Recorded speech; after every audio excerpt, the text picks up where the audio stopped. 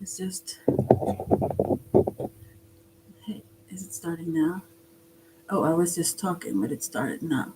So I will try to actually put up something here because it's so like dark. Let's see what can I hold on a minute here. Mm-hmm. And I speak English until someone comes in. It might be Swedish. Someone I think will. Um, but otherwise, it used to be not so often those who speak Swedish here, right? Or at least say they don't. Let's see. We take this one. I haven't had it before. Oh, whoa. Okay, I will just do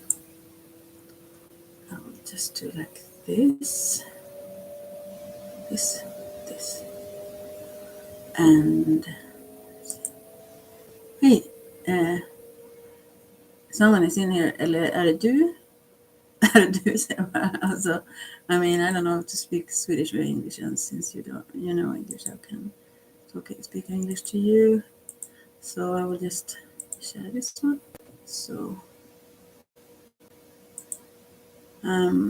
so let's see. What am I doing? I will just, yeah, no. So, hey, so can you see the chat here? I have some cards. If you have questions to the cards, I'm also on Facebook if you want to write something there. But I won't read messages. I will speak English until someone answer me in Swedish. Then I will change to Swedish. So, but I keep my Facebook page up, and I'm not sure that it will be as quick response here. You can see the chat at least if you are on a laptop, I believe. So I can write here, so if you see it, then hi. Also, I want to say that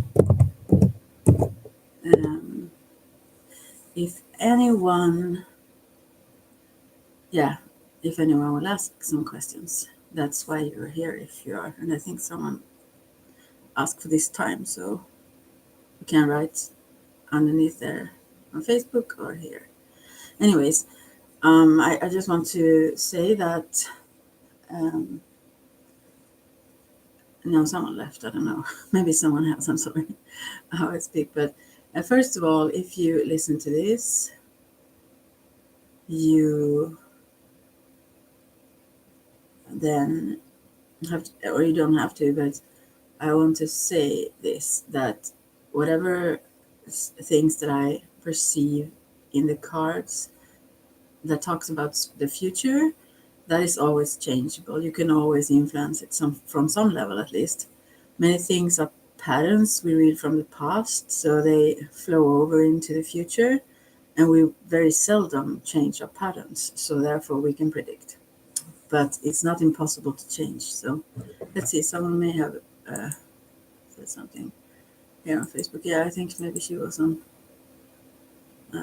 Let's see. I wonder if she's here. No. She wrote a message now. But where? Maybe I don't see all.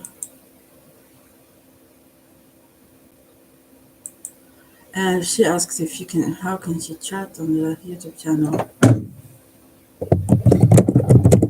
have to answer.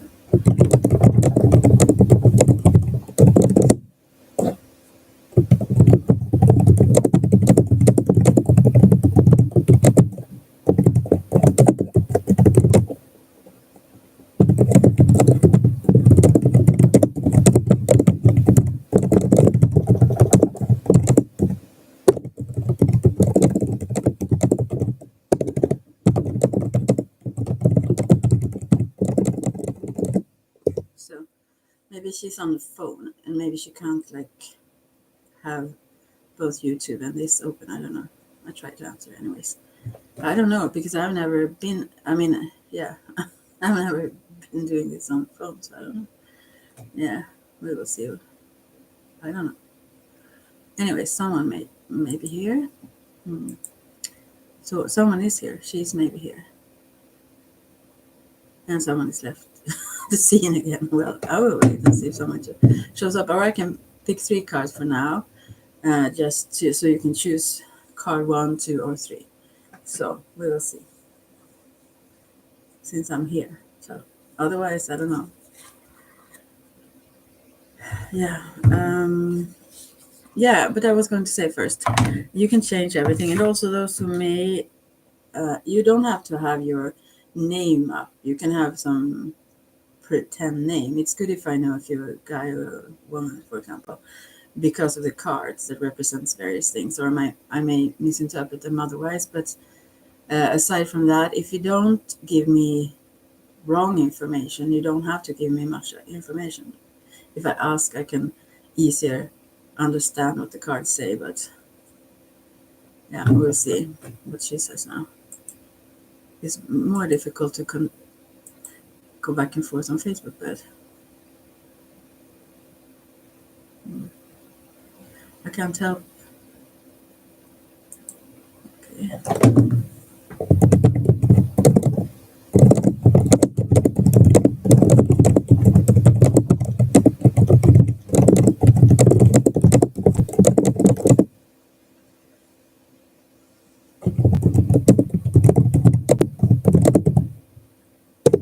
So, anyways, she can write on my Facebook page. It's not as easy to chat then, though. If you can't find it, I don't know, because people usually find it here. So, I mean, those who find it at least. I don't know. So never mind. So okay, I will first pick 3 cards anyway, because anyways, yeah. So if you just take pretend questions, or if you just fake something or whatever, then you will get the same, you know, as seriousness as the response, probably. I mean, also you don't have to have your true identity because the spirits know who you are, but they also know your intent. So maybe you can't take it very seriously if you just play around, you know. Otherwise, and also if you're interested in really hearing the questions, because I don't do whole um, this whole sugarcoating thing, then you have to go to someone else. So if you don't try to pick the cherries out of the cookie, so to speak, then you may not like this. She wants advice related to her work situation. Okay, I will get there then. But now I said that I will start with 3 cards. You can also pick one. I will continue in English now since I don't know for sure if someone else is here. But I will pick 3 cards first and then go to your personal card because I said so. Okay, first for number 1, a general message then. And I used the Star Mantra, by the way, that I got from a friend, Berit. Okay, let's see now. Oh, that was actually the deck that I used. I didn't recall that for that woman who wants to talk about her job situation. So we got 6 of Cups, 9 of Wands, and 5 of Swords for someone here. For the number 1s that chose number 1 of 3, and then I will get to your job situation. Okay, and unless someone say they want it in Swedish, I will just continue so more people may understand what I'm saying here. So anyway. Okay, 6 of Cups. This is also about nostalgia. Maybe someone is looking back to previous times where things were better, sort of. Um, I get a feeling that this also is related to job. So maybe you chose number 1. Also, you can also choose one. I will pick personal cards for. So this is also about balance, and I believe that there is an imbalance here in give and take. And 9 of Wands is someone that protect themselves. They have a lot of backup, but they go in this image they go way too hard or harsh in their sense of protection, I feel.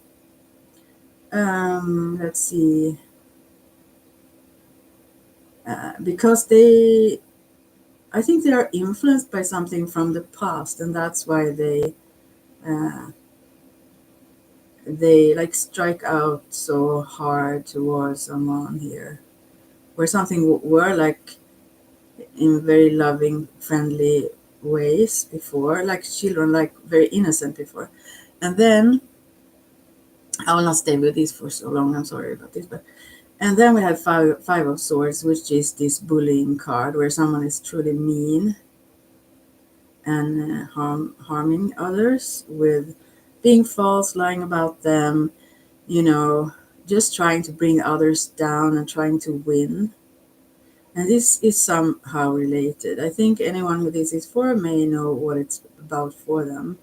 But the central card I feel pop out the most still, and that is someone that maybe take on some defending someone else, trying to, uh, like, as if they are almost like childlike and they feel like I need to step up and, let's say, not throat punch, but punch towards someone else.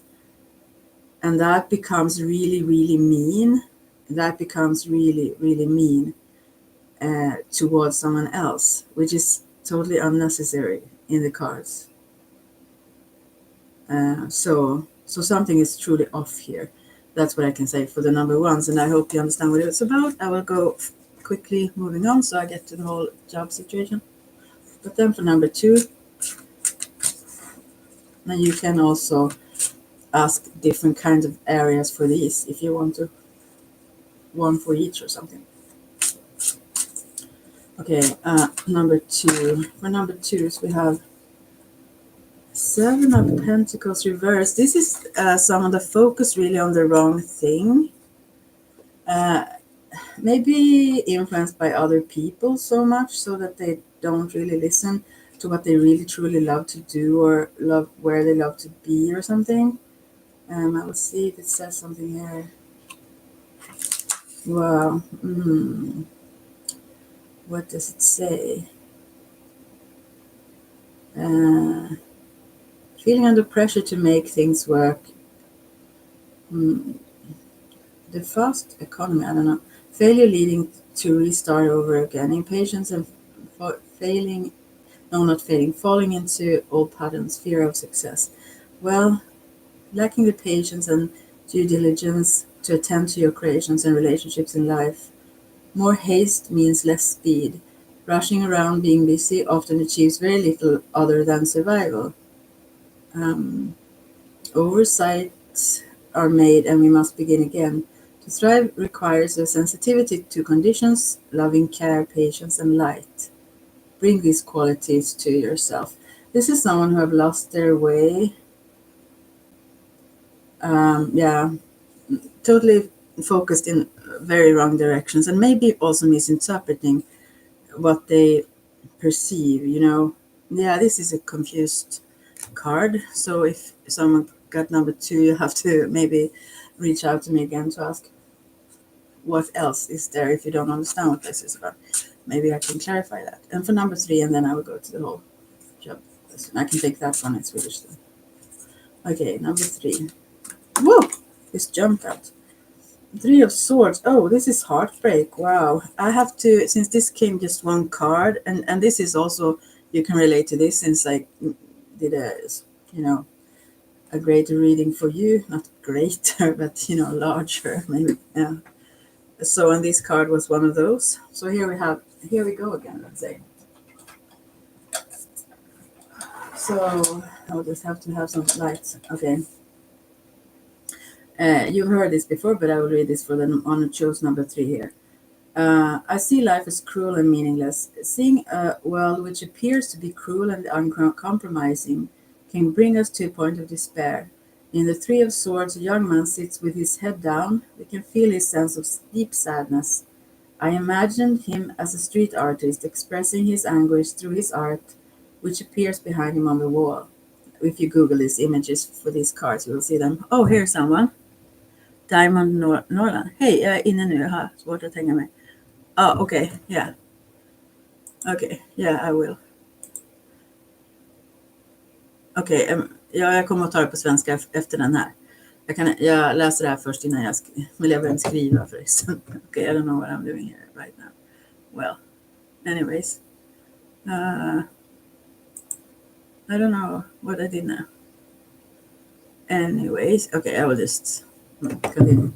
But I will read this in Swedish, but English. I will get to the Swedish after this then. Okay.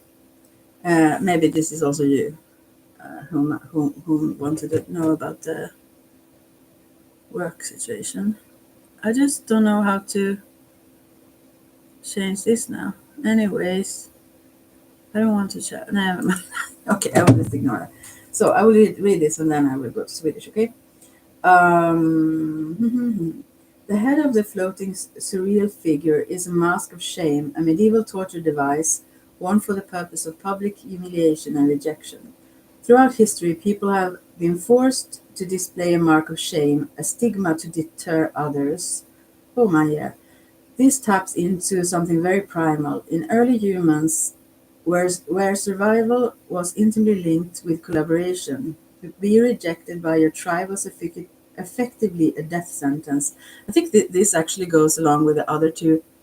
Two people are in here. Hey, Yusra. Hey, thank you. Okay. With the other two cards, this can be all three cards could be for one actually. No, anyway. This is harsh. In later cultures, artists, writers, intellectuals, anyone who dared to think differently and admit a different sexual orientation risked being shamed or outcast. The violence and suffering human beings can inflict on other humans are indeed, all living creatures, beggars belief. And yet it exists and cannot be ignored. Three swords are propped against the wall. One of them looks like it's falling against a sitting figure. These swords appear as if they have been carelessly left behind by their owners. As objects, they are crafted pieces of metal sitting against the wall, yet in the hands of men, they can cause unimaginable suffering. This represents words, what you say to, or if you push out someone away, you can truly, truly harm them, even if you don't use, let's say, physical force. The hawk and the feather reminds us of the possibility of freedom, even in the face of despair. The dripping heart, painted almost as an afterthought, communicates that only through love, the heart, can we be liberated from the burdens of existence. The luminous Fruitus, offers hope of rebirth, which awaits within the darkest depths. This fullness of being can only be reached when we are able to touch our deepest sorrow. The roughly painted a question mark sign, gives us a clue as how we can transform our reality. The Three of Swords suggests the quality of your life experience is directly proportional to the quality of the questions you ask. And so another interpretation of the figure emerges as one who, like the Buddha, sits determined to penetrate the truth. He will not move from his spot until he has an answer.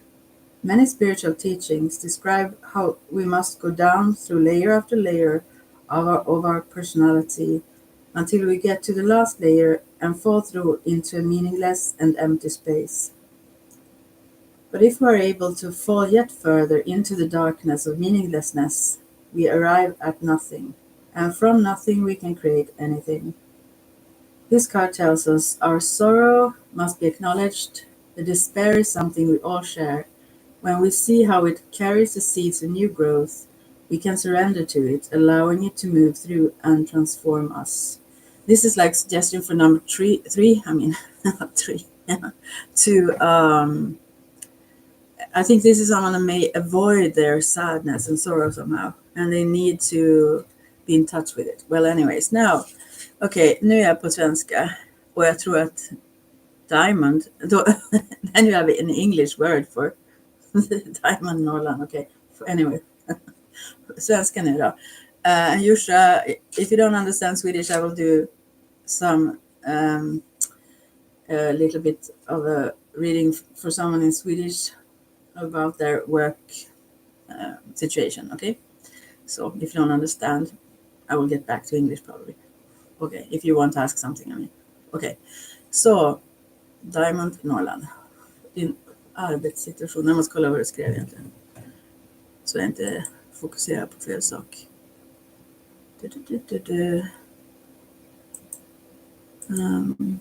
Du kan skriva en ny kommentar under, känns det lättare kanske för mig att hitta.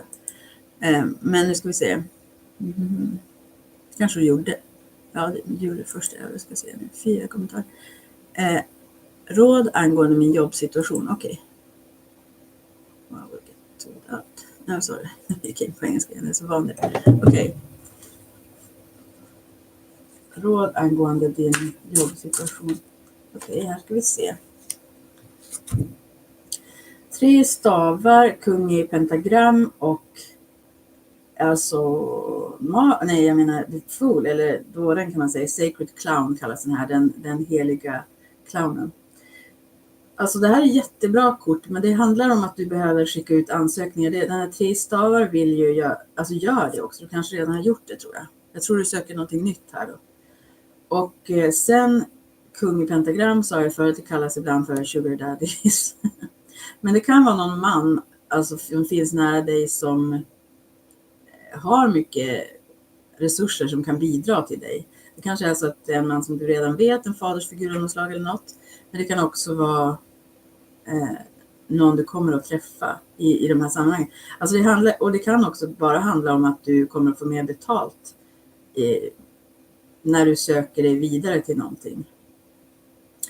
För det här, ja, det handlar som att du väntar på svar på någonting som du sökt.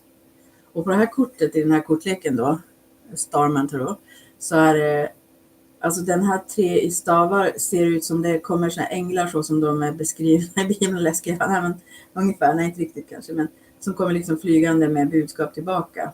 Och det känns som att det här är något,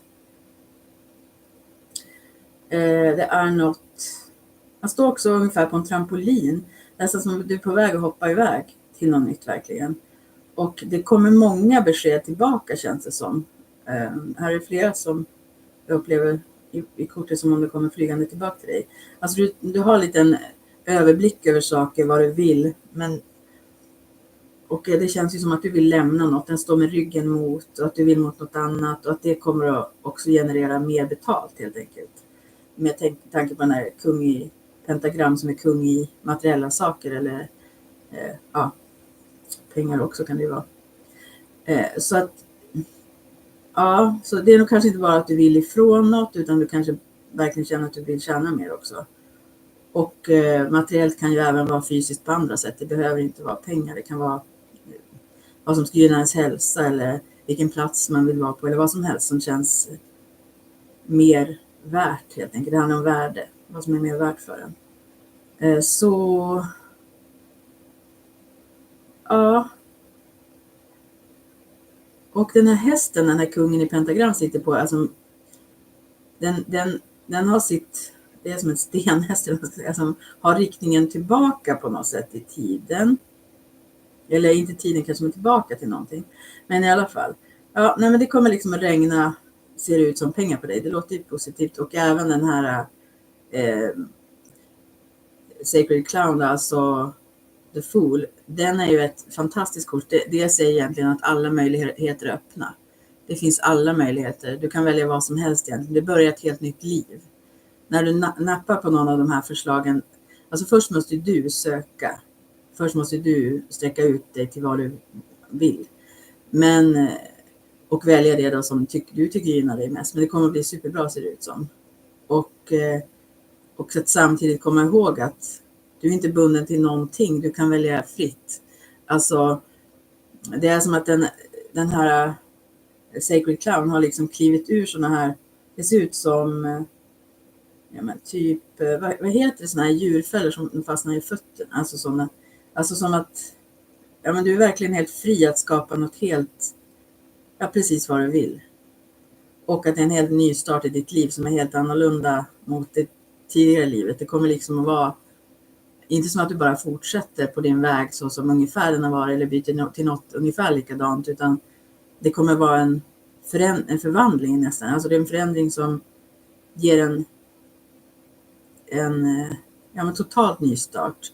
Så att du är liksom på nummer 1. Det är en början på ett nytt liv som jag sa. Jättepositiva kort. Ja, så jag vet inte var du befinner dig i det här och vad som har hänt i ditt liv beträffande det hittills. Men det här är bara positivt. Men om jag tänker, eftersom jag inte vet någonting, så tänker jag att 3 stavar där är ändå liksom lite nyckeln. Både att inte nöja dig med för lite. Alltså även om du får gensvar ja någonstans från om du skickar ut flera ansökningar här. Så ska du ju veta att du har alla möjligheter. Du behöver inte ta det som känns halvt liksom. Men oavsett att du går från något gammalt och påbörjar något nytt kommer att bli helt fantastiskt bra. Ja, det är väl vad jag ser här. Egentligen. Så alltså, förmodligen om man läser vad korten brukar betyda så har du redan ansökt eller sträckt ut din hand. Nu ska vi se. Det är verkligen vilda västern på jobbet. Facket är indraget och jag härdar liksom bara ut tills utredningen blir klar. Jag vill iväg men vet inte vad jag klarar och vill. Okej. Ja, men du klarar allt. Förlåt att jag skrattar. Det är så lätt att säga liksom. Men alltså, de här korten är så bra. Men du behöver, det här är en som verkligen har vänt ryggen. Så ta din ledarstav liksom och skicka ut ansökningar till höger och vänster. Och se vad som du behöver därifrån. Ja, alltså det ser jag ju tydligt. Att du är redan Wand som det är ju eldenergi. Så du är redan, det är en energi som rör på sig ganska snabbt. Så du är redan egentligen på väg därifrån. Alltså i ditt, vad ska man säga? Ja, i din energi. Och du kommer att landa på en bättre plats där du känner dig stabil och har precis det du behöver. Och där fler möjligheter också blir öppna, tänker jag. Att det betyder den här nollan är ju liksom uppenbarligen en cirkel, men också det tar aldrig liksom, det tar inte slut. De här möjligheterna, det kommer att dyka upp nya möjligheter efter de här andra möjligheterna som kommer med nya jobb eller nytt jobb. I samband med det på något sätt. Ja, du kunde inte få bättre kort när det gäller här, men det gäller väl att ha modet då. Men du behöver inte bestämma dig. Alltså för att söka annat så behöver du inte bestämma dig förrän du får svar. Så det tycker jag, om du inte har gjort det, tycker jag du ska göra det. För du är redan i startgroparna, så du önskar dig redan bort därifrån. Du har redan vänt i ryggen liksom. Nu ska vi se, kommer jag att flytta för annat jobb? Det beror på om du vill. Alltså jag skulle kunna tänka mig det. Alltså, jag kan ju dra fler kort, men alltså beroende på de här så längtar du ju verkligen iväg. Och kung också, på tal om det, är också en avslutning. Alltså det är ju sista kortet i sviten av pars, knäckt, dam. Ja. Så det är ett avslutningskort också, medan The Fool är ett väldigt tydligt startkort på en helt ny era eller på ett helt nytt liv. Så att jag kan tänka mig det. Att det är alltså tydliga tecken på det. Men jag kan dra ett kort bara på det. Men om du kommer att göra det eller inte, det kan ju bara du svara på. Däremot så kan jag ju tänka mig, alltså jag kan ju dra ett kort om det vore en bra idé. Så. För det andra vet ju bara du. Och då behöver man ju ha mod och våga starta hela nya livet. Men det var alltså, ingenting av det sa emot det, snarare positivt. Här fick du då prinsessa i pentagram upp och ner och kung i stavar upp och ner. Alltså det här tror jag, för jag gjorde ju en större läggning för dig då. Och jag tror att det här relaterar nog mer till någon relation. Alltså det är det som krånglar till det lite, va? Eller? Vi ska se, jag ska kolla de här i den här just. Det betyder ju ungefär samma sak i alla tarotkort, men lite olika. Den här är som sagt en av mina nyare som jag inte kan så väl själva specifikt, de här korten. Vi ska se vad de säger. Men det här verkar ju vara, om man tänker att du är den här prinsessan då, och sen finns det en kung i stavar som, jag vet inte. Vänta nu. Vad säger jag? Ja just det, princess. Här fanns det både prins och princess, by the way. Eller jag menar, ja. Så här, nu ska vi se. Alltså kan jag läsa på engelska nu eller tro? Jag läser sakta på engelska. Eller ska jag översätta direkt eller? Det var skratta här. Jag läser på engelska så får jag översätta sen annars. Då förstår jag. There is a loss of natural vitality, a disconnect from nature and its raw sustenance. An over-attachment to creature comforts has sapped you of your strength and sense of purpose, and you're operating within your comfort zone. Step out, go barefoot, respond to nature. Ja, gå inte ut i liksom snön kanske barfota. Men vad fasen, jag gjorde det när jag var liten, sprang ut hus igen barfota i snön. Bara man springer så, ja, anyway. Nej, men och sen så står det också feeling stagnated, nothing moves forward, being overprotective for the situation, in the comfort zone, not enjoying the work. Här är det som att du känner ju verkligen att du sitter fast och att den känslan du har av att sitta fast gör att vad ska man säga, värdet i livet liksom kan man känna som om det rinner ur dig. Alltså, du är lite rädd också som sagt för att göra de här extremt stora förändringarna, men du känner också att du förlorar liv på att vara kvar. Så det känns ju som att du vill iväg. Men sen har vi då kung i stavar upp och ner också. Vi ska se vad den har att säga. Jag tror det är den här andra mannen som fanns i någonstans där. The king may be challenging too much fire, kanalisera. Too much fire and given to argue, dominate and create drama all around him. He has become absurdly arrogant and authoritarian, critical and unforgiving. He doesn't encourage other people to flourish, rather he micromanages and puts everyone on edge. Creativity is stunted. Remember to play your highest game in life, but always maintain a sense of humility and be willing to learn from those around you. Everyone is your teacher. Feeling immobile, stop being so critical, keep your anger in check, don't let the little things to build up over time.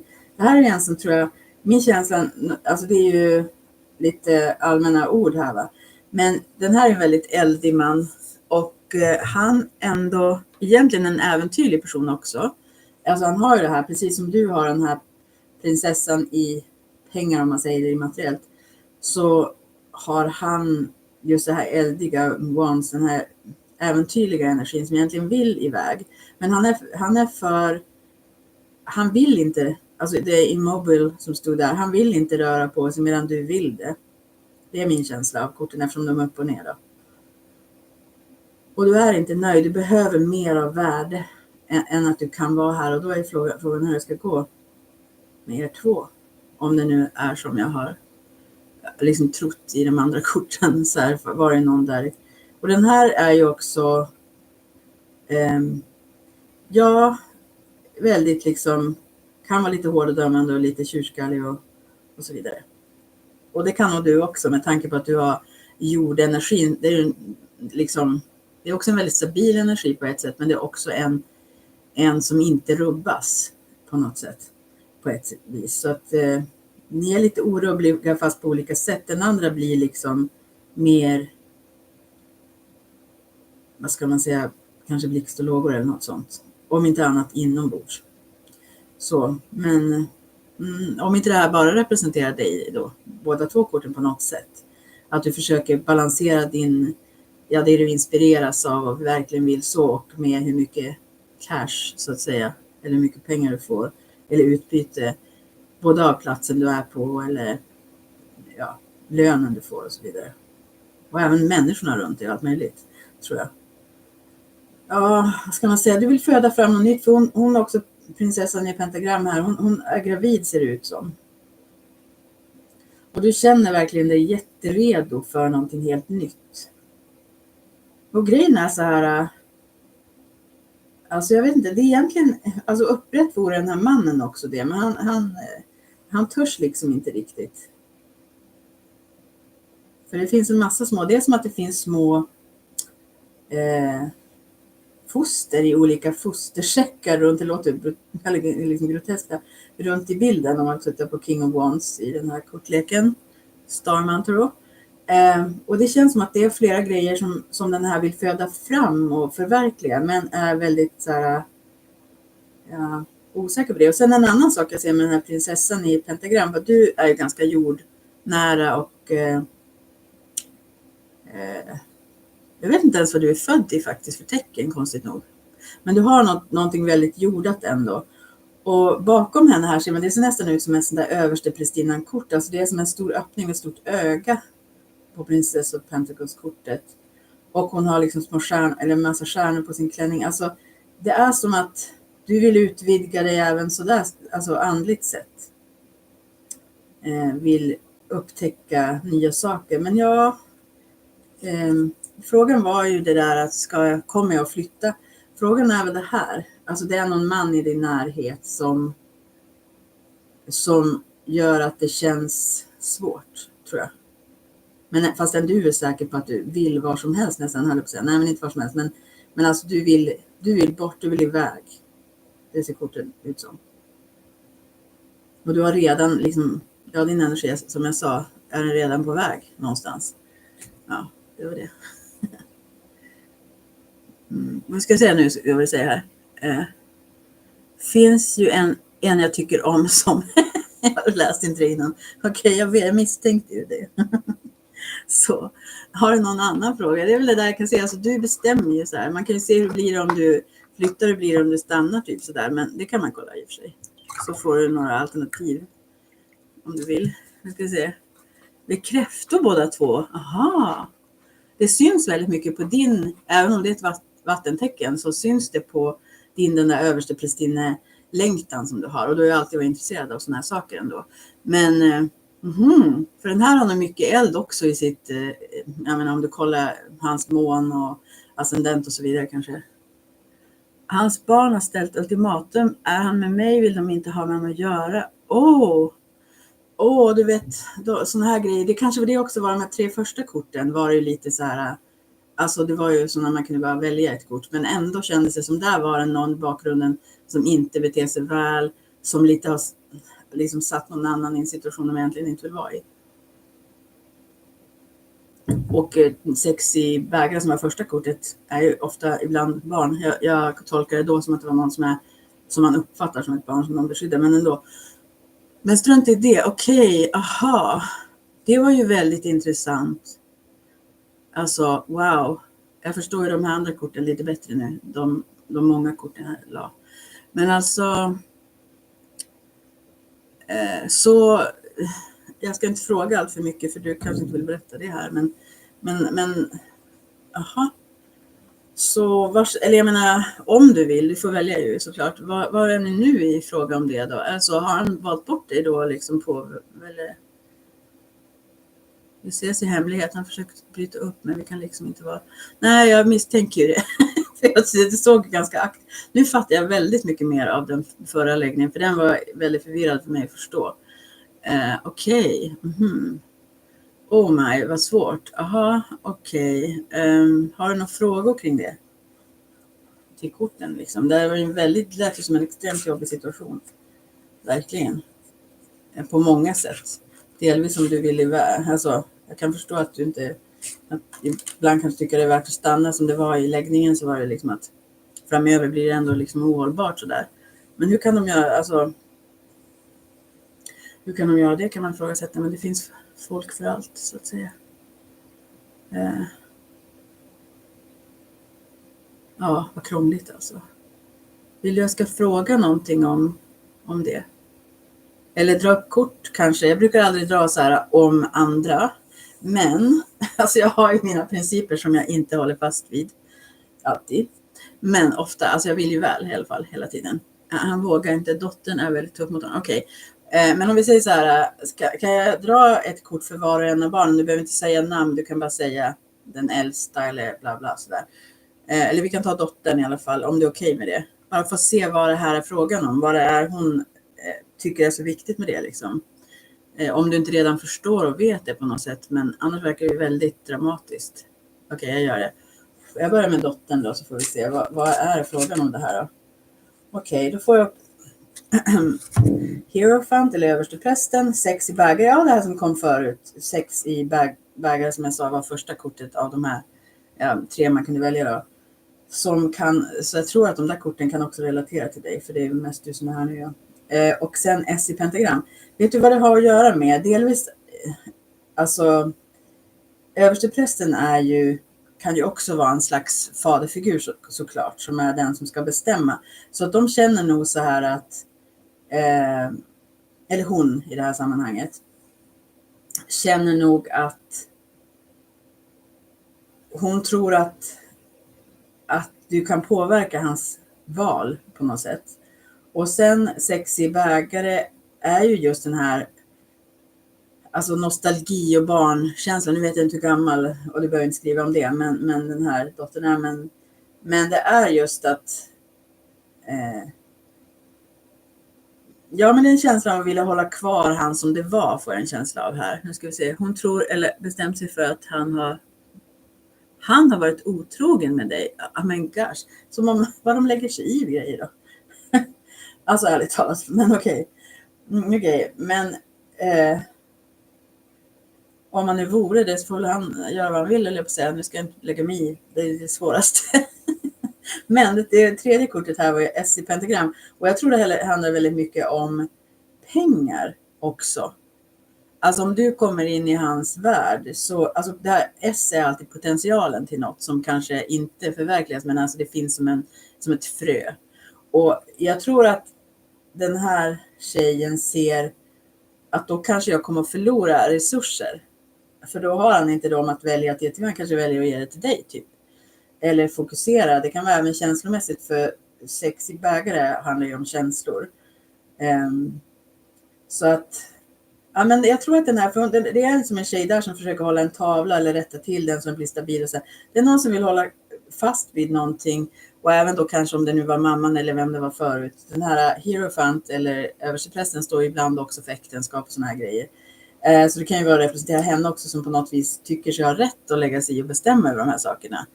Vilket är ju alltså alldeles uppåt väggarna på alla sätt och vis. Han är väl en egen människa som har rätt att bestämma över sig själv liksom. Men ja, så både det, en rädsla för att saker blir obalans. Hon vill ha liksom livet så som det har varit, det där nostalgiska kortet. Hon vill liksom ha det tillbaka till att alla tavlorna hänger rätt och alltså det är ingenting som blir på ett annat sätt än hon hade tänkt sig eller önskat eller så här framåt. Och så kan ju då översteprästen representera det där att har du lovat något du ska hålla kvar vid den där och så vidare. Men det är ju alldeles för, alltså översteprästen själva, det kortet representerar också att man är för strikt i det. Alltså man är för dömande och dogmatisk. Det finns ju väldigt mycket exempel på det, typ det är som ett påvekort ungefär. Och där har man ju gått överstyr om man ska försöka likrikta andra till sin egen idé av vad som var bäst liksom, eller vore bäst. Så hon har ju lagt i saker som är liksom bortom hennes mandat. Hon borde ju inte ha, hon borde ju inte det. Men ja, men det här ser ut som att det har med anledningen. Nu ska vi se vad jag skriver. Han har pengar och alla barn frågar efter dem. Hon har sagt att jag är en solofårare, okej. Ja, precis. Ja, jag förstår det. Att hon är rädd. Ja, det finns flera bitar i det här. Även det där känslomässiga. Alltså, hon kanske inte är så känslomässigt mogen om man säger. Eftersom hon, alltså det här är ett nostalgikort som man ser tillbaka till när man var barn och vill ha sin pappa på det sättet lite så här. Och, ja. Så, och översteprästen-kortet är väldigt mycket, som jag sa, lite för dominant och påverkan. Men det kan vara både och. Det kan vara att hon är just som den här i förhållande till honom. För han verkar ju ganska, ursäkta om jag säger det, men vek. Och om inte han tycker han har rätt att ta sådana beslut själv som inte hon ska lägga sig i. Men sen så kan det också vara det här att hon tror att du har så stark inverkan, att du kan påverka hans val, så att han, som inte kan göra inom situationstecken fria val, att ge till henne då typ. Eller, ja, men hon tror ju absolut att hon skulle förlora något om man är med det uppenbarligen. Så, ja. Jag vill kolla lite mer någon annan av barns. Du får väl ta dem i ordning liksom, om hur många nu har, men alltså hur de tänker, om de också är på det här spåret. Då får du bara säga den som är äldst eller yngre, eller hur du nu förklarar det. Så du inte lägger namn. Ja, vi tar den äldsta då. Jag brukar ju som sagt göra, men det här verkar så tokigt så att okej. Nej, men här har vi en annan personlighet helt klart. Det här är ändå inte någon som fokuserar så mycket på pengar, men det här är 3 i svärd och 4 i bägare. Och det kan ju vara någon som är lika bestämd och någon som också är väldigt påverkad av den här dottern kanske. För att 3 i svärd är ju alltså att det där som jag läste nyss. Den där sorgen och den där känslan av ja, det är verkligen djup sorg. Hur ska det här gå? Hur ska det bli? Liksom? Vilken kontakt ska man kunna ha? Eller ja, du vet. Men det här är mycket, mycket mer känslomässigt än liksom det andra är lite barnsligt på ett sätt. Fast än dominant. Här är det mera rädslor och sorg. Och det 4 i bägare är ju en som inte förstår att det kan bli bra och därför stöter bort någonting. Alltså det finns en 4:e bägare som är du då. Och det skulle kunna funka jättebra, men den här vägrar liksom testa. Och jag tror verkligen att det finns väldigt mycket påverkan från dottern här. Och att man liksom behöver hålla lite eller liknande position eller så här på något sätt kanske. Men det här är någon som också far illa över hela situationen tror jag. Som kanske inte heller pallar stå upp mot henne. Alltså som önskar bara att det inte gjorde ont eller önskar att saker bara var lugnt. En som tycker det har varit krångligt hittills med saker, vad det nu har varit. Och en som bara vill få slippa att det gör ont liksom. Så det är en helt annan energi. Nu ska vi se. Ja, precis. Men här är det ändå, den här om den vore liksom separerad kan man säga från dottern då. Alltså den här personen, den här äldsta personen är verkligen en som helst vill att alla ska vara bra och lyckliga och ingen ska vara olycklig och dåligt liksom. Medan den inte förstår hur ska jag fixa det. Det bästa sättet är väl att stöta bort då. Det är till och med en häxhatt här i 4 i liksom bägare. Och det känns väl som att de tror på något sätt att att du skulle komma med. Alltså föreställningen är att det bara blir värre eller inte bra eller bla bla bla. Fast den egentligen säger det här kortet att den här skulle kunna, om den liksom gick med på det, så skulle den här kunna acceptera eller inte bara acceptera, den skulle inse så småningom, den lärde känna dig bättre eller hur att det skulle vara någonting väldigt positivt och den här skulle kunna läka. Och det är inte så tjorvigt, vi ska se nu. Mamman alkoholist har tidigare fått samma ultimatum. Men alltså va? Vad är det frågan om? Okej. Jättekonstigt. Barnen bara styr upp här då. Eller hon, den här dottern. Va? Jag blir så... Jag ska inte fråga hur gamla. Jag vill inte vara alltför privat och kunna veta vilka det är. Men alltså... Men det här var annorlunda då med den äldsta sonen. Här är det helt annorlunda. Det här är bara en som inte vågar tro att det kan bli bra. Och en som verkligen lider av situationen som den är också. Ja, du svarar ändå. Ja, jag vet också en typ 23-åring som är väldigt kontrollerande och omogen. Och vill styra någon 100. Och grejen är att det är svårare att se när det är en dotter, alltså när det är ett barn. Alltså när det är inte ett barn utan när det är en kvinna. För att i vissa situationer, om det vore omvänt, om det vore en man, då skulle man direkt se på beteendet att här är det liksom, har den här spårat ur. Men ibland så ser man inte det för att, eller en del ser inte det då. Okej, ska vi kolla en yngre bror då?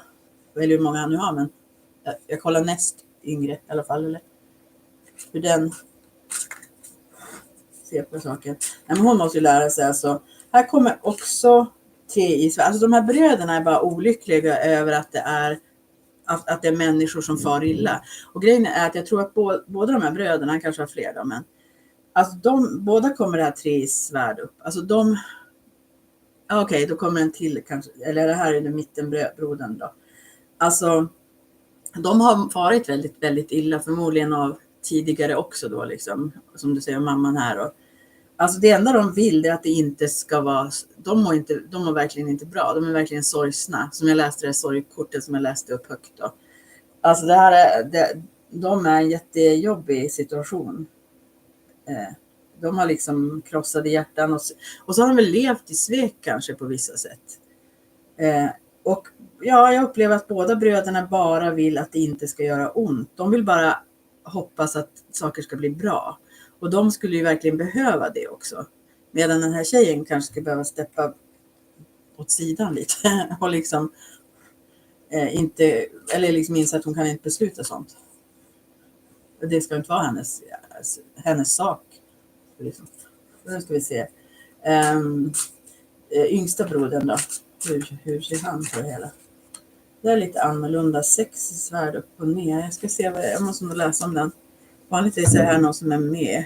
Eller jag menar är med, som vill iväg. Jag vet inte varför jag sa sådär. Och yngsta har kanske mindre att säga till om, inte vet jag. Men ibland mest. Men vi ska se.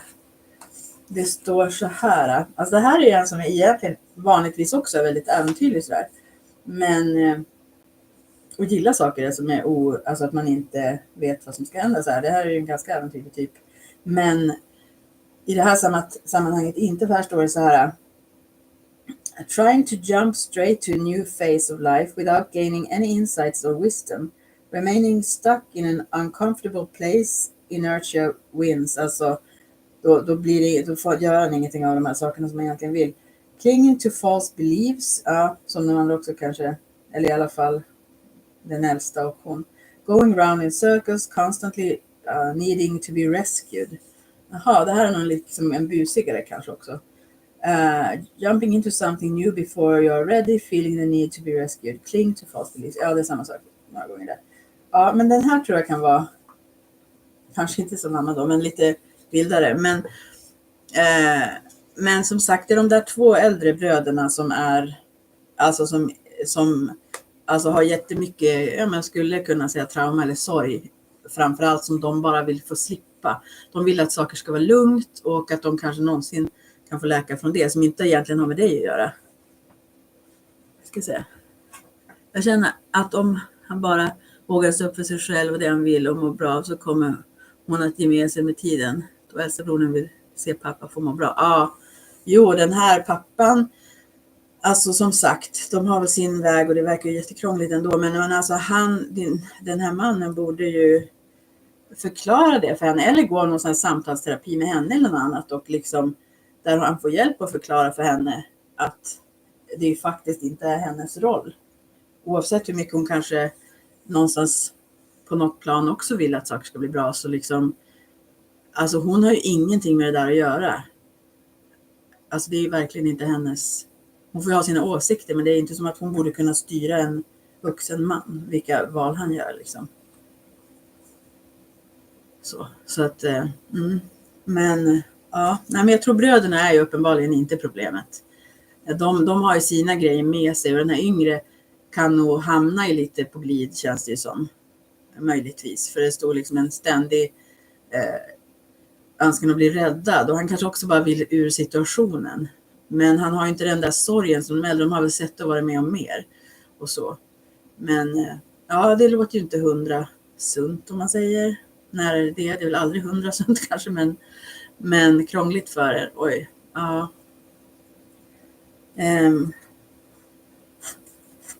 Ska jag dra någon slags litet rådkort hur du ska förhålla dig till det här nu då? Är det fortsättningsvis? Eller, fast du fick ju ganska många råd i den här läggningen förra gången då, men lite kaos bara. Ja. Och det jag förstår ju verkligen nu när du beskriver det här om att ni ses i hemlighet, och det är att jag förstår nu, ja men som sagt, nu minns jag inte hela läggningen precis, men hur det var där, att det såg verkligen ut som att det är lite fram och tillbaka ni försöker och det kan ändå inte låta bli varandra och ja, så att ja, nej, vad ska man säga, just när man hör såna här saker man är väldigt tacksam att vara singel. Nej, jag skojar. Det är väl värt det. Man lär sig aldrig så mycket som när man är. Jag är ju rädd att han aldrig kommer våga. Ja, och kanske på något sätt så. Eller så går ni i någon slags hemlig terapi. Alltså där han får liksom bitarna på plats lite mer. Alltså det är självklart vill han ju inte förlora sina barn. Men samtidigt ska inte de dominera hans val. Det verkar ju helt inte friskt alltså. Så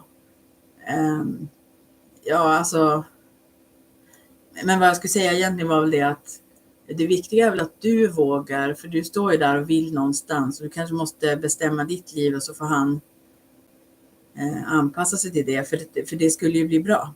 Alltså Nu som sagt, framtiden kan ju ändras och man ska inte välja utifrån mina kort sådär. Men ja, det verkar ju som på förra läggningen verkar det som att det kommer till slut och måste bli en brytpunkt där du kanske lägger ner det. För att för att det är en konstig situation. Att han ska behöva liksom smyga för sitt barn. Alltså det känns ju som att det var lite fel. Men jag helar och blir bättre i mig av... Nu ska vi se. Honom menar du nu här. Ja. Och jag är hans energi och privatterapeut. Jo, men det vore nog bättre om ni hade någon utanför. Och det är bra, menar jag. Det är inte dåligt det. Men jag tror att han kanske behöver något djupare. Inte att du inte är det, menar jag. Men just att med dig har han också en tät relation. Och du är inblandad i konflikten. Det ska kanske vara så att han behöver prata med någon utanför. Har han koll på Oden till exempel här i stan? Det är väl gratis fortfarande, gissar jag. För även om man bara varit anhörig till eller nära någon alkoholist så är ju de väldigt kunniga på det. Plus att de inte gräver ner så om man redan känner sig lite panikslagen. De fokuserar ju mer på lösningar, men det kanske kan vara ett stöd och en hjälp att se lite klarare. Alltså någonting känns ju som att det behöver förändras för hans del helst. Alltså för att ska han styras hela sitt liv av sitt barn verkar ju. Det är ju liksom alternativet ungefär. Alltså, ja. Ja, jag vet inte vad jag ska säga. Men då måste man ju ta, alltså han måste ju göra som han bestämmer självklart. Men det känns ju som att det är ju hennes val någonstans. Så måste han ju låta henne ta de besluten då. Han går psykolog på uppdrag av dottern. Men den skyller allt på hans barndom, tycker han. Ja, det är därför jag tänker att knuffa iväg på Oden, då har ni något olika håll. Han får gå på olika. Nej, för att ibland så är de ju så gammal, alltså psykoterapi och psykologer så. Eller även vissa nya, det beror på vilka former man jobbar i. Men ja, då kanske han märker att det finns ett annat sätt. För de är ju väldigt utbildade och kunniga ändå.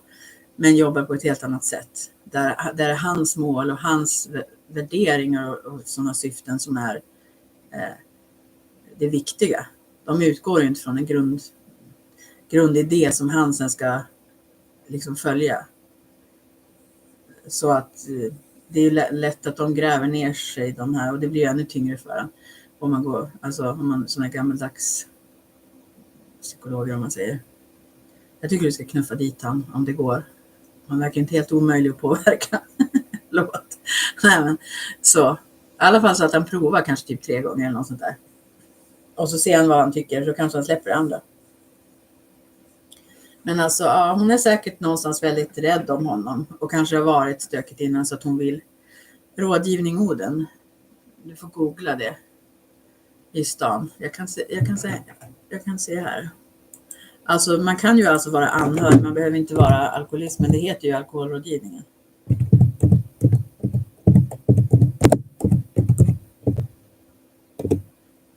Så.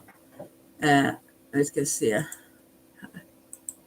Och så vitt jag vet, förr i tiden var det i alla fall gratis. Vi ska se om det är så. Och i Stockholm så här kostar det hur mycket som helst. Ja, men jag vet faktiskt inte hur det ser ut med det nu. Jag ska se. Ja, men så vitt jag förstår har de hjälpt väldigt många av duktiga. Så här, jag kan skicka en liten länk. Hon som var bäst som jag hade är ju tyvärr avliden. Eller hon vet jag inte, hon var bäst. Jag hade ju inte de andra. Eller jag hade några andra, de var också bra. Eller 2 andra som jag träffade där också. Eller kanske några. Ja, men hon var... Jag undrar om den där dök upp på sidan. Ja, men i alla fall. Fördelen är ju också att för att många som har problem kanske har också lite ekonomiska problem. Och då, även om inte han har det. Men det brukar ha varit gratis i alla fall. Ja, gör det. Men annars så... Det känns ju som att du... Ja, jag tror också att han är svår att påverka på ett sätt. Alltså inte svår kanske att påverka och gå dit. Men samtidigt kan ju inte du heller leva i någon annans liv. Alltså man kan ju det, men du slösar ju bort väldigt många möjligheter också på ett sätt. Genom att stanna i det där. Men det beror på. Alltså jag förstår det också. För det var ju väldigt fantastiskt. Det där centrala korten jag såg i förra läggningen i förra videon då, med er. Alltså det var ju verkligen hur stark energi som helst i 2 bägare där. Så att det är klart att är det några som skulle kunna hitta en väg så är det väl ni då. Ja, precis. Ja, vad ska jag säga? Ja, men i längden kanske. Ska jag dra ett kort om det igen? Hur det ser ut nu då om du hänger kvar. Men du vill ju bort. Alltså du vill ju bort förmodligen både härifrån och från jobb du har och så vidare. Så att det kan ju bli så att ja, du blir kanske bitter till slut om du håller kvar för länge med någon som inte ändrar sig. Men vi provar. Ska jag dra ett kort om det? Hur blir det om du fortsätter med honom liksom ett tag då? Och hoppas på det bästa. Ja. Krångligt, alltså vilken situation. Jag måste vänta och se om du vill jag ska göra det. Ja. Okej. Hur blir det om du fortsätter med det här då? 3 svärd upp och ner. Alltså det är lite olika med den då. Det kan ju bara bli olyckligare och olyckligare kan det betyda. Eller ska vi se vad de har skrivit här. Ibland är det liksom förstärkt själva kortet när det är upp och ner. Till slut, alltså som det såg ut i förra läggningen så var det med att till slut så finns det en brytpunkt där det kommer inte att hålla längre. Vi ska se. Constantly trying to... jag ska läsa här först för att se. Ja, men okej. Constantly trying to stay positive, putting on a brave face despite feeling despair. Alltså, det är som att du känner dig förtvivlad alltså. Jag försöker vara positiv och modig för att du älskar väl honom, vill säga. Okej. Avoiding anything potentially sad or emotionally difficult and not expressing your truth. Becoming cold, cut off and inflicting misery on self and others. Det är väl det jag menar liksom. Fortsätter du för länge då blir väl du bitter och det spiller över på andra i din omgivning, dina barn kanske eller på liksom vad som helst för att det är en jättejobbig situation att vara utsatt för det du är. Så om du fortsätter i längden så kanske alltså på något sätt att du lite grann lurar dig själv eller ja, alltså du behöver ju få erkänna hur det känns för dig. Även om du nu tar på dig att terapeuta honom, du behöver ju också någonting på något sätt. Det står också så här, false happiness, avoiding the dark feelings of despair and sadness, inflicting misery on others. Ja, det kan ju bli svårt det här och att de andra också lider av det. Både du, barnen och han faktiskt lider av det. Det är ju inte som att det är rätt för det att det är en sån situation för dig. Verkligen inte. Men ja, fortfarande känns det lite så tyvärr i korten som att det här kommer bara att bli värre och värre och ohållbart. Alltså det kommer att spilla över på andra delar i ditt liv på ett negativt sätt också ju. Och ja, vilket skit liksom. Men ni måste ju hålla på så länge ni... Här finns också, när jag kollade under här kortleken, och då var det den här Sacred Clown, alltså The Fool, eller ja, nollkortet som går igenom stora arkanen kan man säga. Det är äventyret. Den finns upp och ner och det är väl det att du hindrar en massa andra möjligheter under tiden. Han kanske behöver ultimat 2, stackaren. Jag tycker lite synd om han. Nej men han måste ju växa till sig någon gång han också. Men jag menar att antingen så steppar han upp eller så steppar du bort. Jag tror du kommer att göra det så småningom ändå. Men vi ska se vad det betyder det här då. Ja, alltså om du inte tar de här nya möjligheterna. Alltså alla möjligheter finns ju öppna för dig. Och det var inte bara liksom jobbmässigt utan i hela livet. Det finns andra män och människor som är fantastiska också. Men det är ju svårt. Nu var det 333 här också. 333. Så att jag menar, ni har ju ett jättespeciellt band. Det är inte bara så att man kan växla till vem som helst då, det är klart. Men här kommer det upp då. Feeling trapped by the burden of responsibilities and the past. There is a danger of acting rashly with little regard to other people's suffering. While it is appropriate to follow the heart and true calling, it is immature to run away from one's obligations. Så jag tänker att det är dina plikter mot dig själv framförallt. Att leva ett lyckligt liv liksom.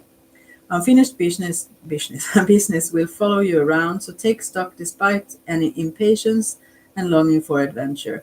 The power to act rather than react. Settle your accounts, research options, and present your position so that it has some chance of being understood. Ja, det är som att du behöver verkligen förklara också, alltså uttrycka vilken situation det sätter dig i. Alltså du behöver främst ta hänsyn till hur förtvivlad du blir av att det är så här.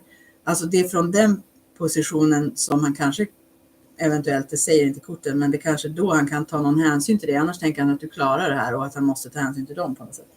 Vi ska se.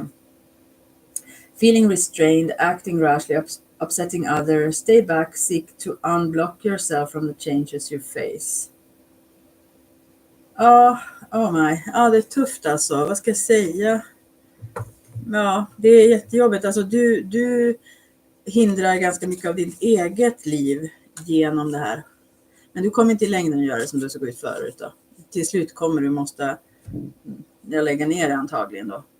Men det är kanske lika bra. Men man måste ju vara redo för det också. Man kan ju inte liksom ge ultimatum som man inte är redo att genomföra. Då är det meningslöst, bättre att inte göra det alls. För att och ultimatum egentligen är ganska dumt. Alltså det viktiga är att du vet vad du vill. Och så sen måste han ta beslut, vad vill jag då? Liksom. Så det är ju kanske det mest kärleksfulla. Hur dåliga beslut kanske han än tar, om man säger så. Så dina beslut framåt, om du fokuserar på alla möjligheter som finns, blir bra. Du kanske ska börja dejta. Eller något. Ja. Så, eller så. För att alltså, det var verkligen sådär. Ett helt nytt liv väntar, alla möjligheter. Att, det är klart man lär sig också genom sånt här också. Och väldigt mycket säkert. Men det tär också. Det är ändå ditt liv det handlar om. Dina dagar. Som du har just nu. Och vill du inte ha, eller jag vet ju att du vill ha mer än så här, men det finns risk att du inte får det. Ska jag kolla hur resultatet blir ifall du säger så, alltså om du verkligen förklarar hur jobbigt det är för dig men jag menar, korten såg ut som att du ändå inte riktigt skulle klara av att släppa honom riktigt än oavsett så att, men om det på något sätt finns en möjlighet att han då, alltså han hamnar ju verkligen between a rock and a hard place då, men alltså det är kanske det han behöver för att våga bryta sig loss från henne på ett sätt, eller hennes kontroll handlar det ju om. Vilket är sorgligt att han känner, alltså min gissning är så här, alltså att nu vet jag ingenting om honom eller vem han är eller någonting, men min gissning är att han känner sig skyldig för saker de har gått igenom förut. Alltså han känner som att han vill gottgöra det genom att lyssna på henne, men det är ändå inte hennes sak. Det är ändå ingenting hon borde lägga sig i, men jag tror det är det han bär på skuldkänslor på något sätt. Över hur saker var det där med mamman eller vad som helst. Så att han känner liksom på något sätt som när hon var mindre och att han behöver vara där för honom på ett annat sätt. Och det är hans sätt att försöka gottgöra min känsla. Liksom. Han har blivit övergiven. Jag har känslan av att om jag ökar distansen men inte överger kan det ge längtan och styrka att lyssna på sig själv. Jobbat mycket, varit frånvarande, anklagat honom för. Ja, speciellt när det har varit antagligen ganska dramatiskt eller dysfunktionellt i alla fall på vissa andra sätt. Ja. Men ska jag dra ett kort där då om du ökar distansen och så? I alla fall får ju du en slags frihet då. Alltså det kanske är lättare för dig att ta det kommande eventuella beslutet framöver när du känner dig mogen då. Så jag kan ju kolla hur det blir då. Om du är lite mer upptagen och skapa mer space. Han inte tar det för given så. Då, men det är inte säkert det ändrar så mycket i och för sig. Men vill jag ska dra ett sånt kort? Kolla det. Vi ska se. Men barnen vill inte ha hans umgänge, bara hjälp och pengar. Ja, alltså framförallt hon tror jag. Men på något sätt är de ju också barn. De vill nog faktiskt också ha, alltså de vill läka på något sätt. Och de vet väl inte riktigt hur kanske. Okej, jag drar kort om det. Hur blir det om du er relation framöver om du ökar distansen här då? Jag går verkligen in i personliga grejer som sagt. Jag brukar sällan göra det. Men alltså, ja men här kommer den där Zero igen. Sacred Clown. Nollan om man säger. Jag ska läsa den för dig. Och det är ju det att alla möjligheter öppna. Och det, jag tror också det öppnar upp att du, alltså det blir lite, alltså det lossar på era band. Jag tror inte det betyder att det måste vara så att det kanske förändrar något till det bättre för er relation. Men det skulle kunna göra, för det här är ju alla möjligheter, även den. Men framförallt så öppnar det dig för även andra möjligheter. Att jag tror du minst behöver det spacet för att alltså se vad du mer vill än det här. Så det är ett jättebra förslag överhuvudtaget, eller idé. Så. I laugh at the game of life. Det är väl det också. Du behöver en massa glädje och annat. Du ska inte behöva vara där. Alltså i den här situationen. Inte en längre tid i alla fall. Alltså vad är det? Alltså vi är ju bara här en kort sväng. Vad ska vi måste väl ändå roa oss lite så tänker jag. Okej. The sacred clown, or Heyoka from the Lakota tradition, knows that nothing we think is actually true. No beliefs is fixed. A trickster and shaman converge. He probes beneath the veil of normality to reveal the astonishing and unexpected. Indeed, the gap between you and what you have understood to be you. His words are like lightning bolt which can pierce the heart, står det. Okej, intressant. Annorlunda kort för det här. Men okej, jag fortsätter lite. Ibland är de lite spacade, men stå ut. Att visa honom vad livet betyder. Ja, och framförallt visa dig också. Alltså jag tror att du, om jag nu får säga det, möjligtvis, du vet vad medberoende är. Han vet väl antagligen i alla fall. Alltså det är ju lätt att vilja rädda någon annan ur en situation.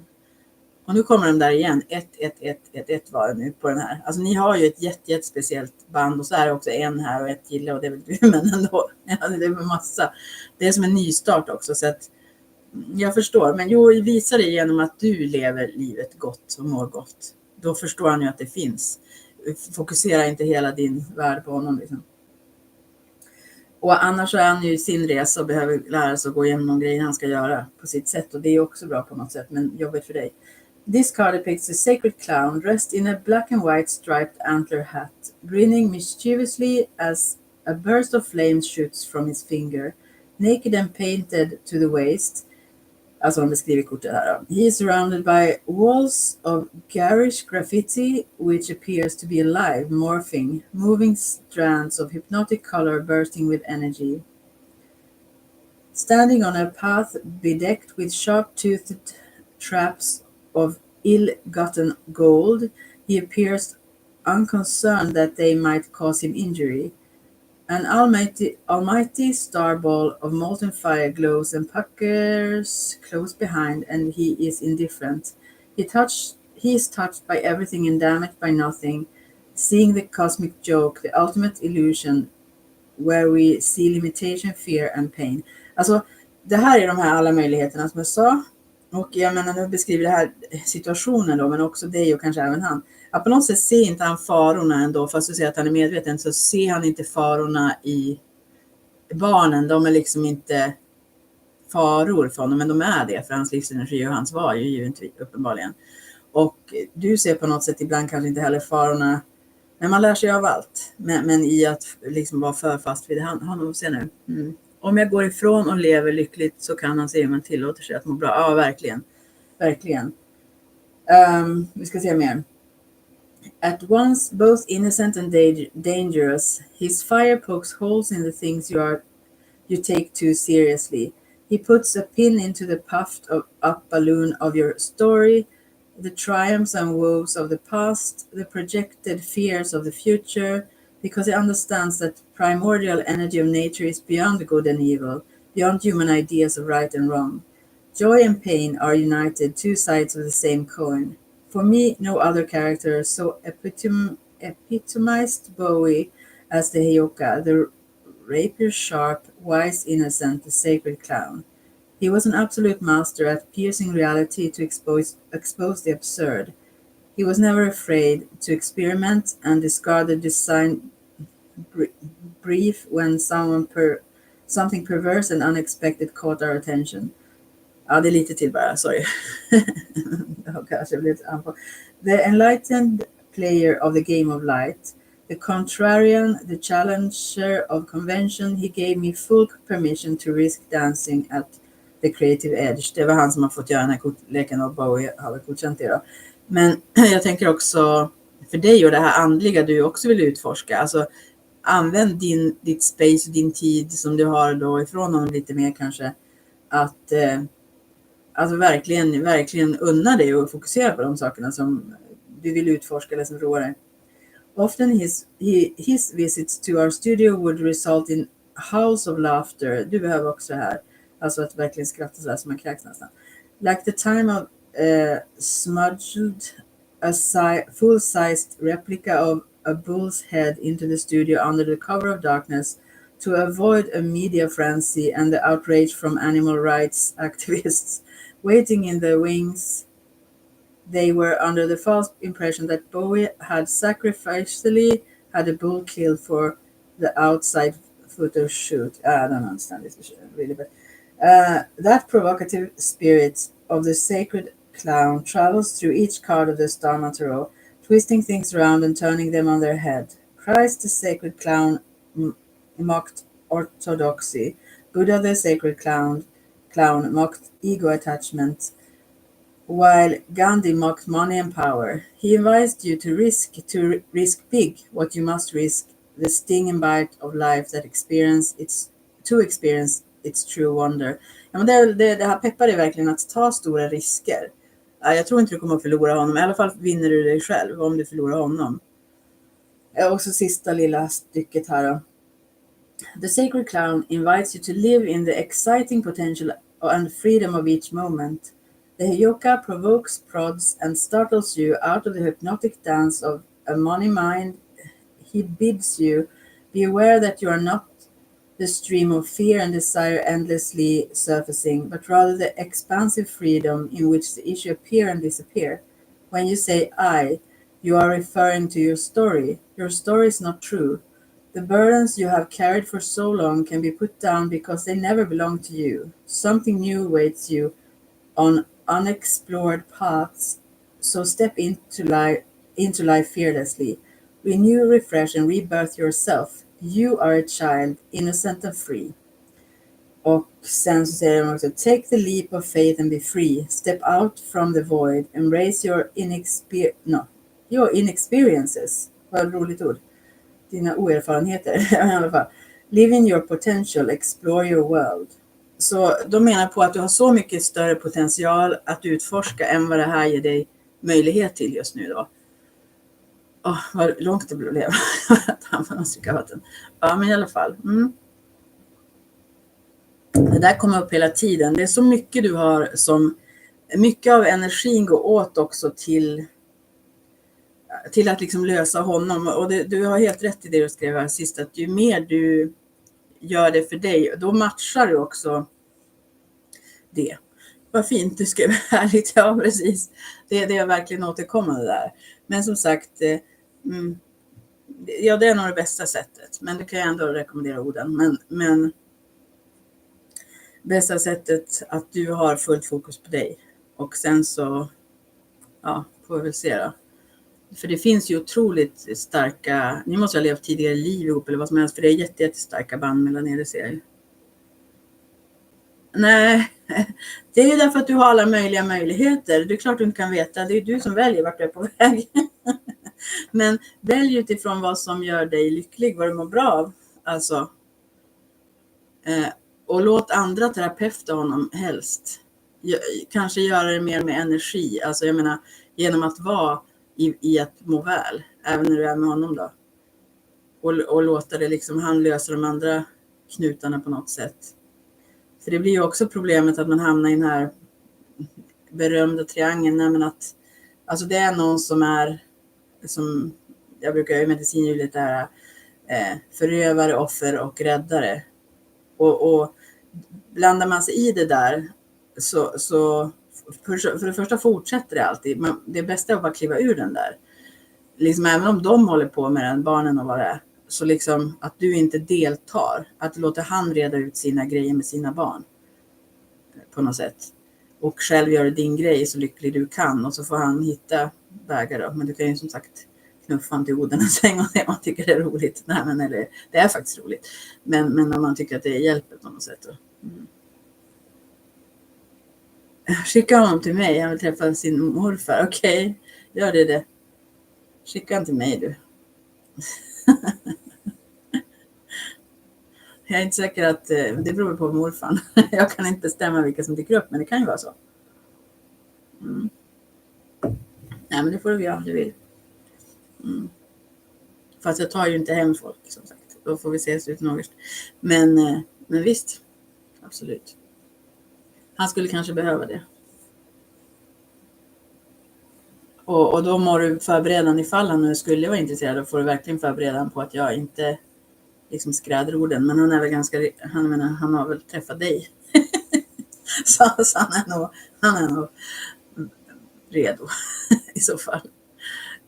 Du är ju ganska rak också. Så att, nej men det är klart.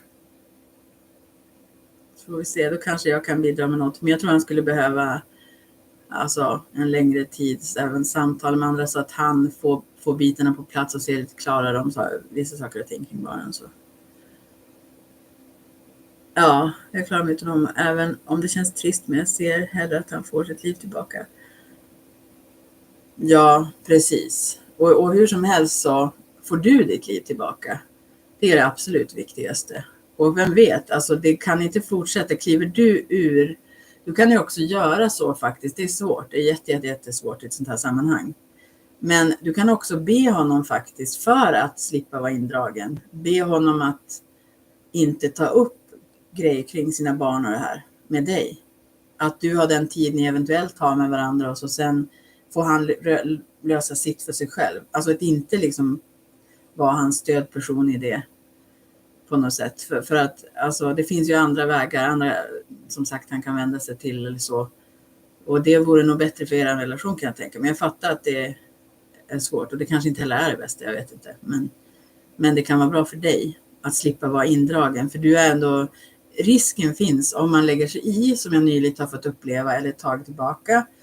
Alltså att det är en liten tjej, samma ålder, kanske åldern, men liknande ålder, kanske några äldre. Men i alla fall, som har varit helt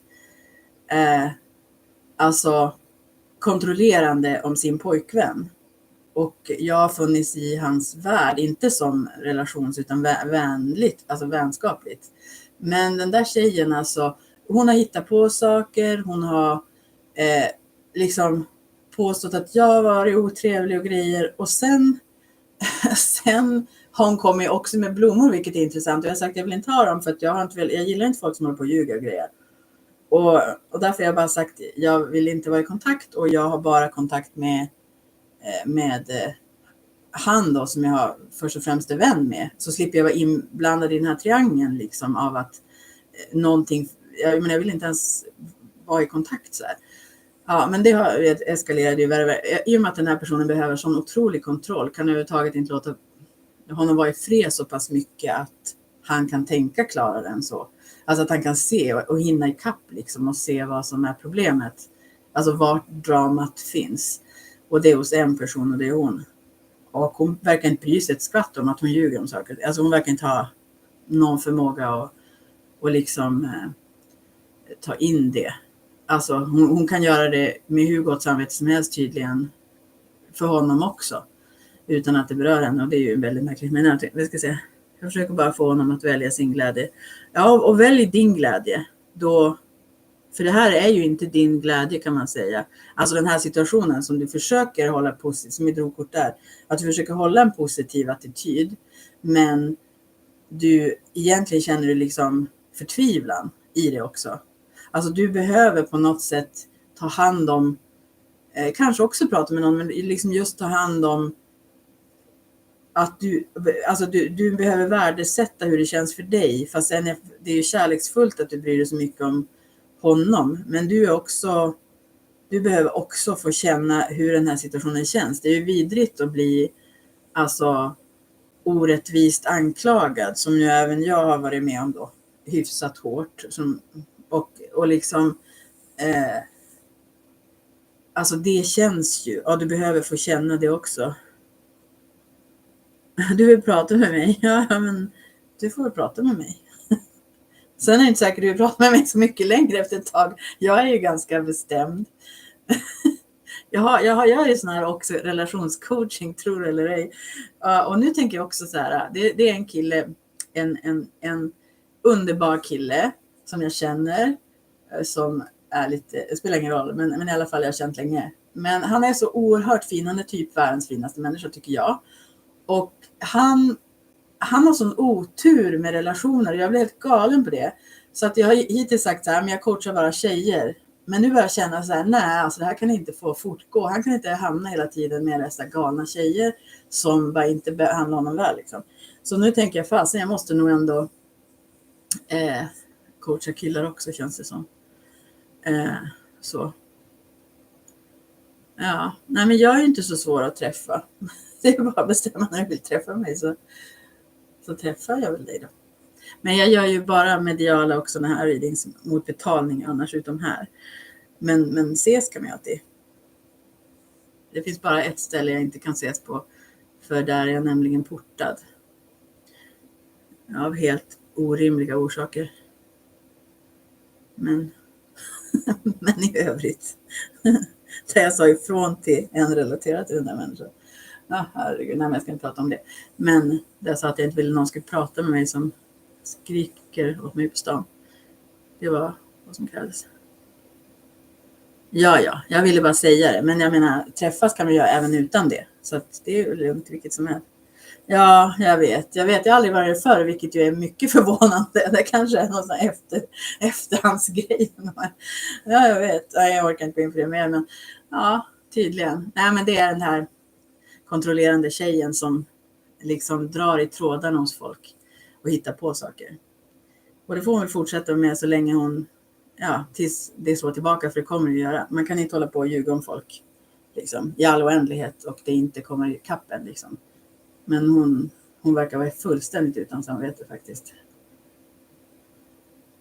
Ja, men som sagt, och den relation hon är så kontrollerande kring, den är ju givetvis inte bra. Alltså jag menar, en relation där man ljuger för någon annan hela tiden. Eller hela tiden, men i alla fall gjort i relation till mig. Alltså, det är ju inte närhet överhuvudtaget. Alltså, så att, ja. Nej men skitsamma. För mig blir det bra oavsett så. Ja, vi kanske måste ta ett annat ställe. Ainas tro. Eller Saras, alltså där nere. Paulus. Vad tror du på det? Vad tror du om det? Vi kan väl skriva meddelande lite om var och när. Ja visst, vi har ju sett där för. Absolut, det kan vi göra. Och vad, alltså, frågan är ju vad du också vill. Alltså om jag ska coacha på något sätt. Eller om jag ska, för jag är ju bara som mig själv annars. Ja, det kan vi. Alltså jag menar, och det känns som att du ändå behöver någon slags, jag menar jag kan ju bolla som en vanlig medmänniska såklart. Men det känns ju som att du kanske har behov av något annat eventuellt. Eller vad säger du? Ja, men vi kan ju se. Men i alla fall, så jag gör, men den slags coaching jag gör, den har också blivit ganska missförstådd, om man säger så. Du kanske är en av de få som skulle kunna ta den, jag vet inte. Men det är ju inte liksom, nej det är inte jättemilt där inte. Så det är väl inte alla som pallar. Och en del kan liksom misstolka det också på ett sätt, eftersom jag konfronterar saker eller jag pekar på saker som kan göra lite ont. Och se. För ibland vill man inte se. Ska vi gräva på djupet? Okej, men ska vi göra det, då måste jag ta lite då för att göra en sån coaching-grej. Men grejen är att, vad ska jag säga nu, att den här, vad var det nu jag ska säga? Jo, alltså jag märker ett problem med kvinnor. Ett av många problem med kvinnor, alla problem med kvinnor.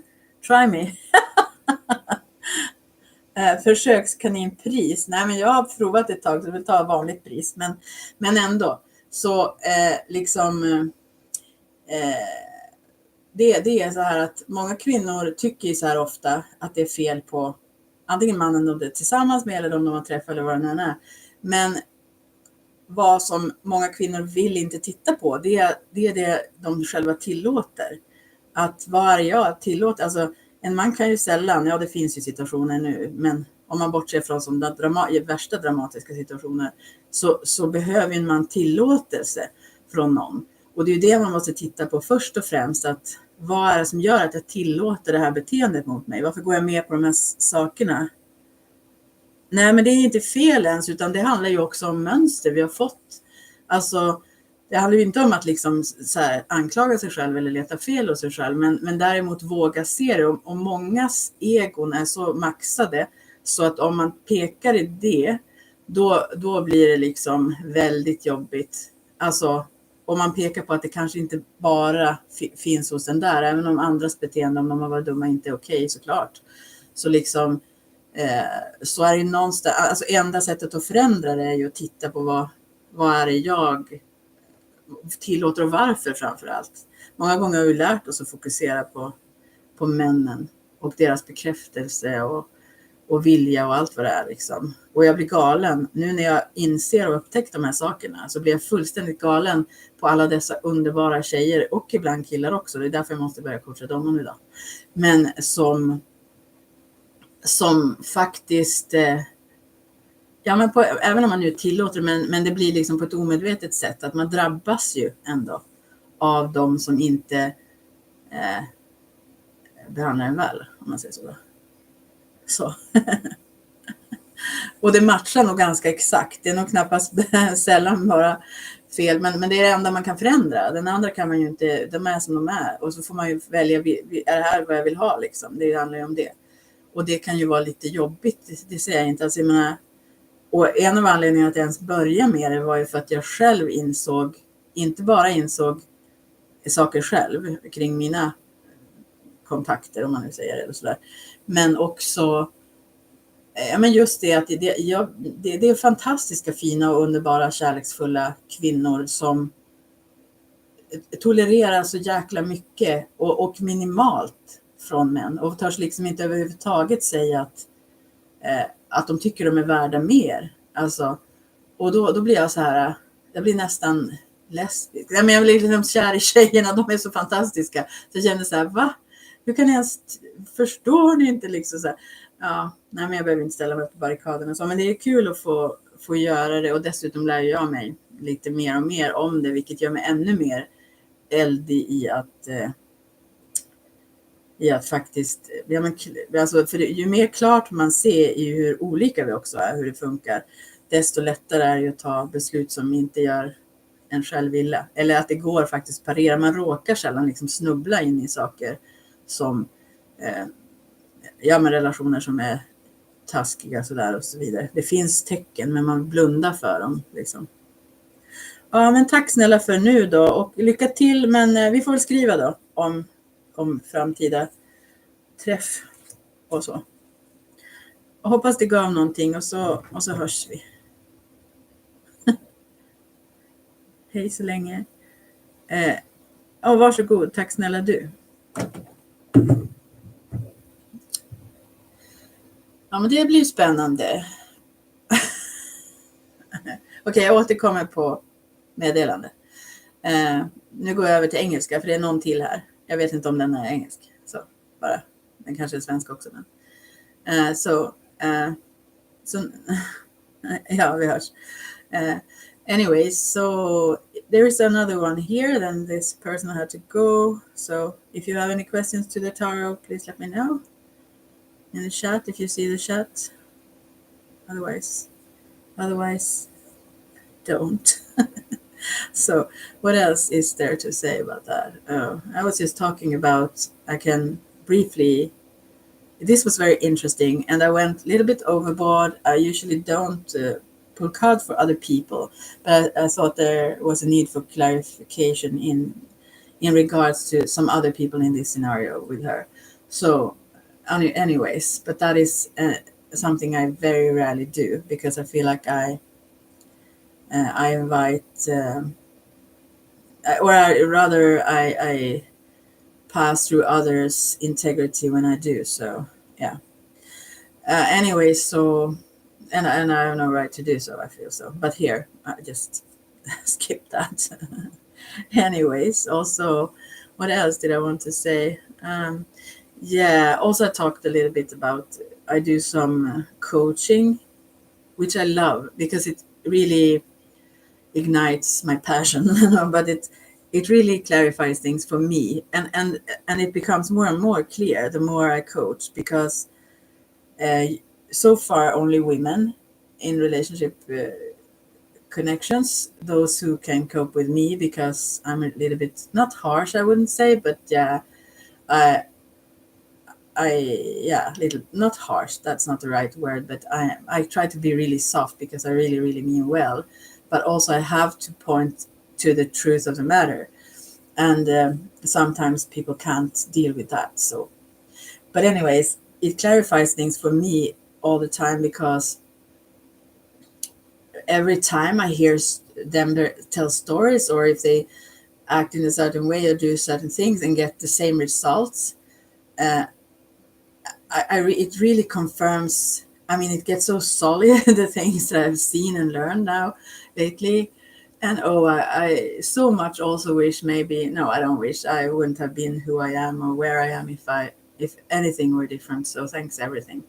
I have no complaints whatsoever. But when it comes to others, I wish them to also see what I see, to have a different, uh, to be able to, if they want to choose differently, or have a different approach, which will be more, um, yeah, better for them. So, yeah, that's my aim. But also recently, there is a guy that I truly love. I mean, in a friend sense, that is like the sweetest, and have have met girls that haven't been able to deal with that well, and so now I feel I also have to coach certain guys. I feel I did dismiss that idea first, because I don't see it from their perspective. I can't really like, let's say, see myself in their shoes. So, but to some degree, I can see certain patterns and understand certain things, and also at least I can see that this is effing wrong. That anyone treat anyone bad. So yeah. So then, anyways, I went overboard sharing this, but this was so clear. Even the first row of 1, 2, 3 piles that one can choose, and just either just choose generally a pile, or a card, or whatever it was, and or also ask questions about for each pile, or for some pile, or so on. It's not yes or no questions though, but how will it be if, or certain topics like relationships or whatever. Anyways, yeah, I hope someone gets something out of that. This was interesting. I and there is another thing that I like, which maybe is self-destructive. I believe that it is that I always enjoy these people, and I think this is like a dysfunction, but I like the the not the troublesome, I wouldn't say, but mm, the challenges, I guess, is the right word, because when it comes to also my cat, she's like I've never met a cat like her. She's a challenge, I must say. She's so intense, and my mom was so scared of her previously. um, but I love these types. I don't love these lazy kinds of just being there and being cozy kind of types of personalities, if you say, in animal ways. Also, I like them to be kind, but cats are like they are, and this one, yeah, on her terms, let's say. But anyway, she's awesome. I love her so much. But also the Labrador I took care of was also like super intense. My dad was taking care of her for, I think it was like 2 days or so. I was away, or it was something, anyways, and he had her for a little while, and he was so surprised that she I mean, he was walking like hours in the woods and playing with her, doing things, but she was like so hyper awake, And I love those types of personalities and also animals. My also my mom in that case didn't. She liked those more, mellow, falling along like just sniffing what's on the path trail where you walk, or just falling with a leash and just being cozy. But I like that those who have this activity, curiosity mindset. She wanted to learn new things all the time. She was so fun. So I guess that go for people also. I like when I have to, you know, when it's not too easy. And sometimes that's takes toll also, but it's more inspiring most of the time, as long as there is a base of respect. If that's not there, then I'm out. I won't tolerate that for a very short while, and so on a distance, and so on that kind of degree, but otherwise no. Or if people who seek either my abilities or knowledge or whatever, or friendship even, without um, what was I going to say now? Yeah, well, anyways, if they seek that without something, I guess it's respect. Yeah, I will back away. But then again, I have this sometimes the pink glassed, you know, pink colored glasses. I mean, sometimes also I see people in the sweetest ways. Yeah, but I also like to be challenged, as long as it comes from um, a place of wanting to meet, to as a mutual. Uh, you want to like struggle with a certain question or a certain issue or a certain thing. I really love when people disagree, but when it comes to uh, when you start to almost mock, or if you start to challenge in it, like as if it's an aggressive kind of situation, or like a competition, which I'm not. I'm there to help. I'm not there to like win, or to like um, even when I push on like certain buttons that are not fun to see sometimes, when it's a little bit painful to see, I still, oh, hey, wow, that was a long time ago. Wow, thanks, that's needed. So I didn't see you. Wow, is this a good thing, or should we say hi, bye? Long time no here, or what to say, see. uh, so you're not a Freemason, right? Have we been clear on that? Lifas, Levi.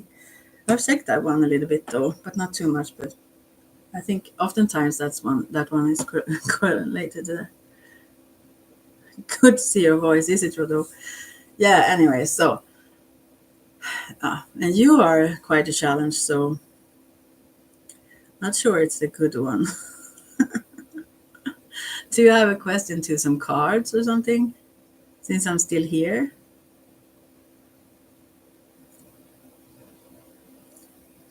I have. I've used this. If you listened beforehand, I don't know, but I have the Starman Tarot here. I have a baby bird with me since yesterday. Okay. I don't know what to say on that. Good for you or something. You often say very strange things, my dear. I mean, not strange, but usually they mean something else. So I don't know what you mean with that, though. Yeah, let's hope. I mean, is it like in the wild that it's staying there, or do you have it indoors?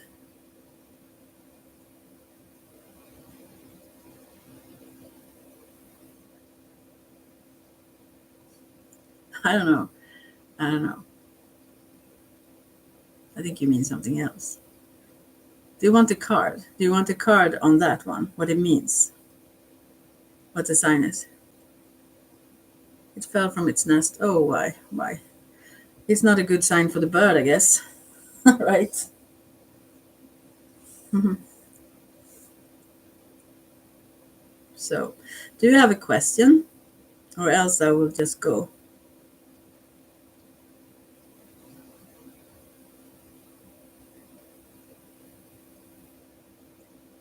Card, why not? Okay. I will see about the signs then. Card for this one. You got 2 cards, right? You got the same cards. Really?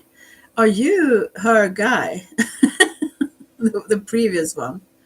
And actually, this is the same card she got. Princess of Pentacles reversed and King of Wands reversed. This is interesting. Okay, maybe this is you and I. Or some girl and you. I don't know for sure if you are a guy though. But the name is a guy. Princess of Pentacles. I will read them to you again though. But I read them for her. And you can look at the images if you want to in the Starman Tarot. Princess of Pentacles. Wow. Princess of Pentacles. Let's see.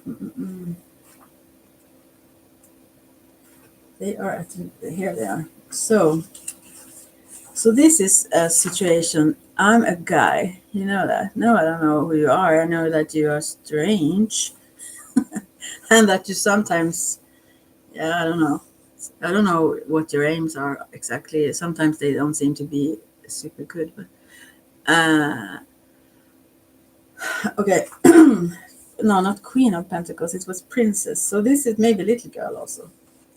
But anyways, it says, there is a loss of natural vitality, a disconnect from nature and its raw sustenance. An over-attachment to creature comforts has sapped you of your strength and sense of purpose, and you are operating within your comfort zone. Step out, go barefoot, respond to nature. Feeling stagnated, nothing moves forward, being overprotective for the situation, in the comfort zone, not enjoying the work. Maybe this is right now. So good to hear you again. Oh gosh, you're now trying to flatter here. But let's see. So, is this a young girl in your life or something? Is this in a relationship situation where you are this King of Wands and this girl is not very happy? Or is it me in relation to you right now? I will check the bottom card. It's Justice reversed. Not surprising. So, this, I don't know.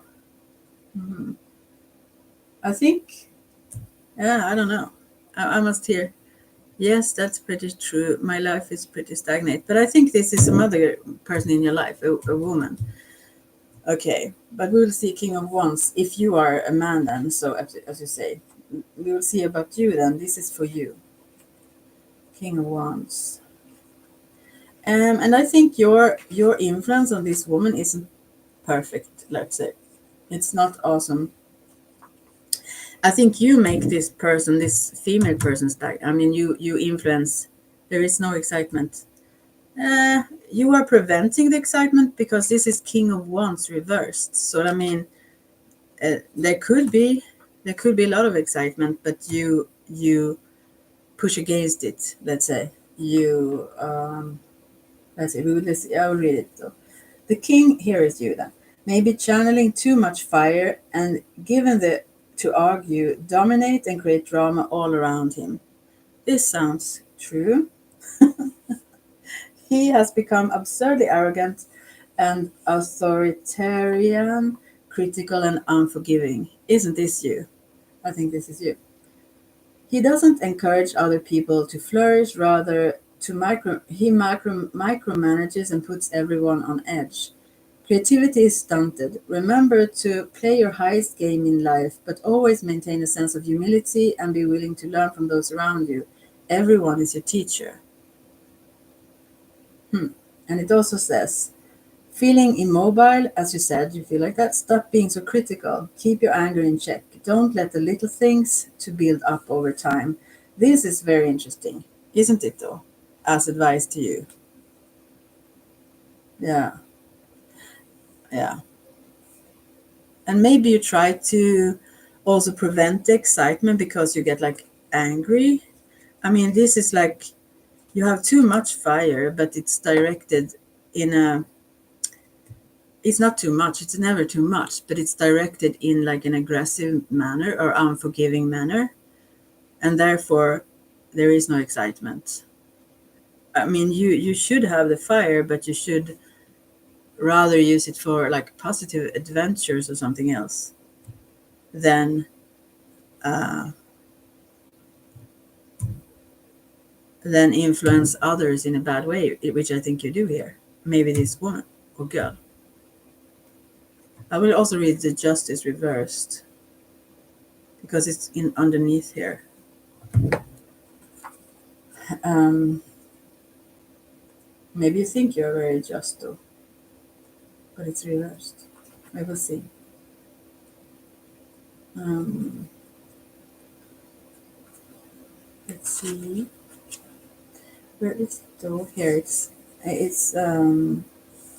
it says some form of injustice as it is at hand. Maintain your balance and equanimity. Take responsibility and look to your own integrity. It says.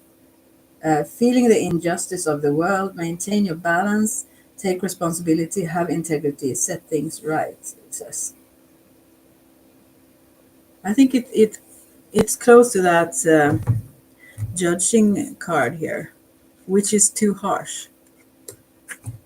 I mean, yeah, it's too harsh. And this fire only burns mainly yourself, actually. Although it also stuns this, whomever that woman represents. Or it could be just those who are not in as much power because the king is like different than the princess, obviously. Those who are more maybe naive, maybe so on. My partner and I are opposites, can't seem to connect. It seems quite impossible. I've given up. She has no passion or sense of romance, so I don't waste my energy anymore. I don't even, I'm sorry about that, but I don't even remember exactly who you are. I'm kidding, but who, I just think you pretend who you are anyway, so therefore I don't recall exactly. But as I remember, you talked about, isn't that you? Like, it was like Australia and those little girls, I forgot their names, whatever you said, and this wife you have had for a long time and so on. I guess that's, and maybe that's true. I'm not saying you're. I just, since I don't know who you are, I don't know. You know. Anyways, and related to certain things you've written, maybe I suspect you're someone else. Maybe, but anyway, okay, okay. But you actually, if this is the little girl, or if this is, if you still, if that's the true, or if I messed the things up with my memory with what it was, you had like two little girls also, right? And therefore they could be this princess person, or maybe even your woman then, who is like your what can I say, I will use the word aggressive energy, actually blocks not only you but also her.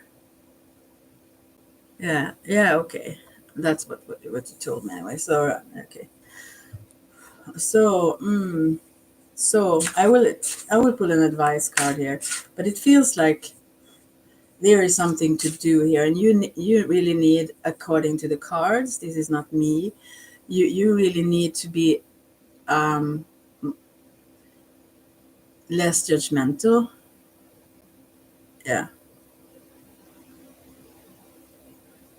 and as you have the fire on the image even, and you also need to, like, you could do this, you can steer your fire in a different direction, you know.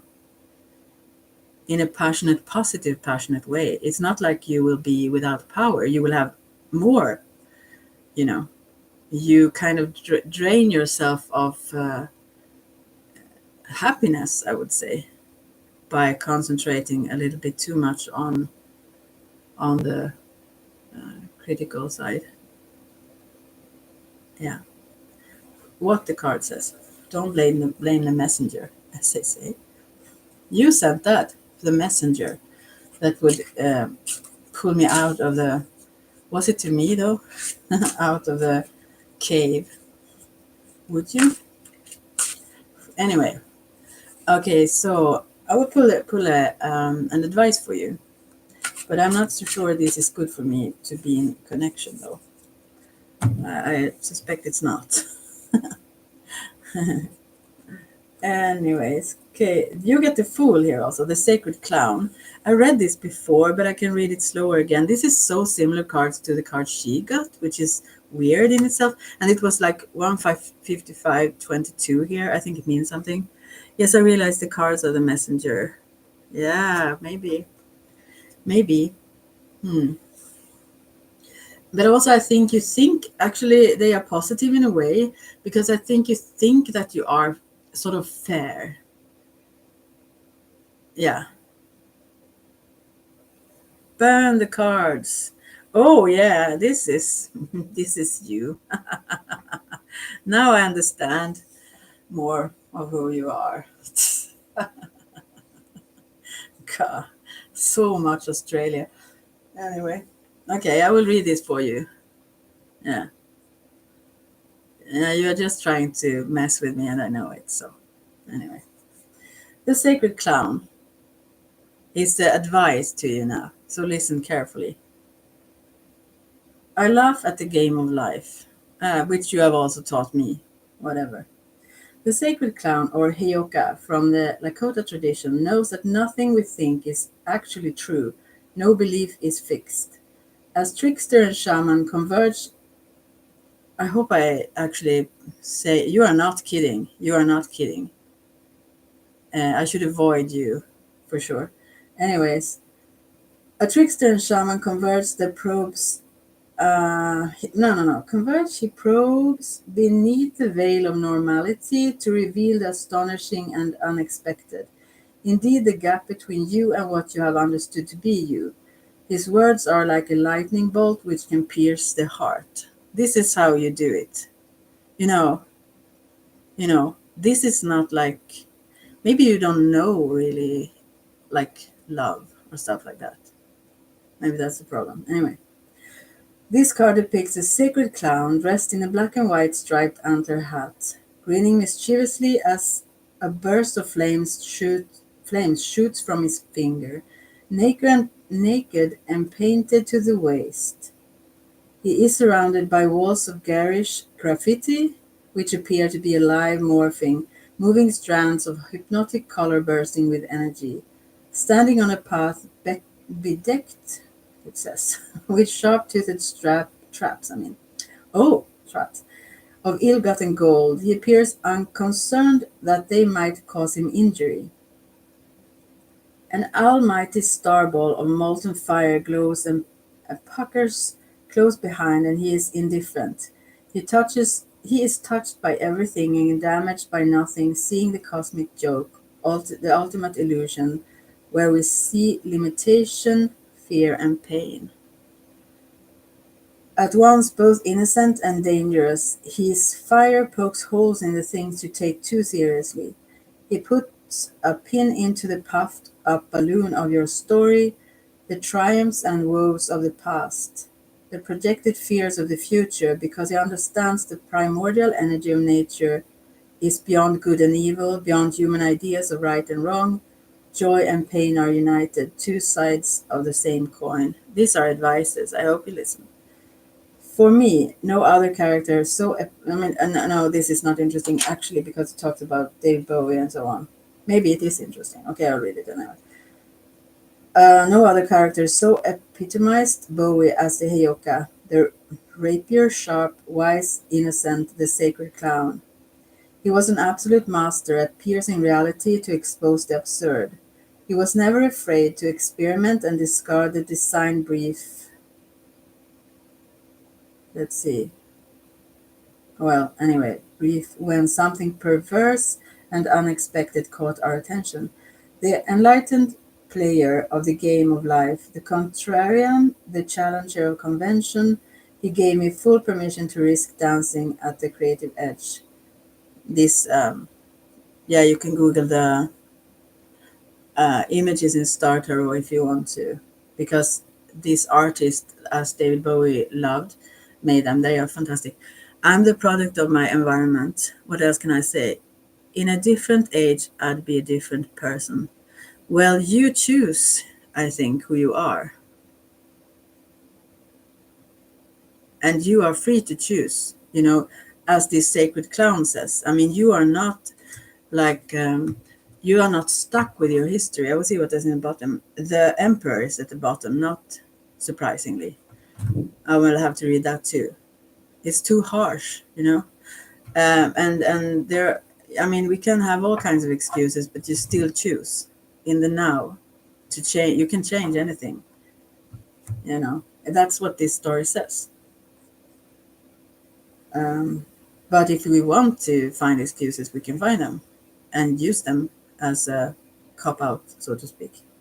Anyways, often his visits to our studio would result in howls of laughter, like the time he smuggled a full-sized replica of a bull's head into the studio under the cover of darkness to avoid the media frenzy and the outrage from animal rights activists.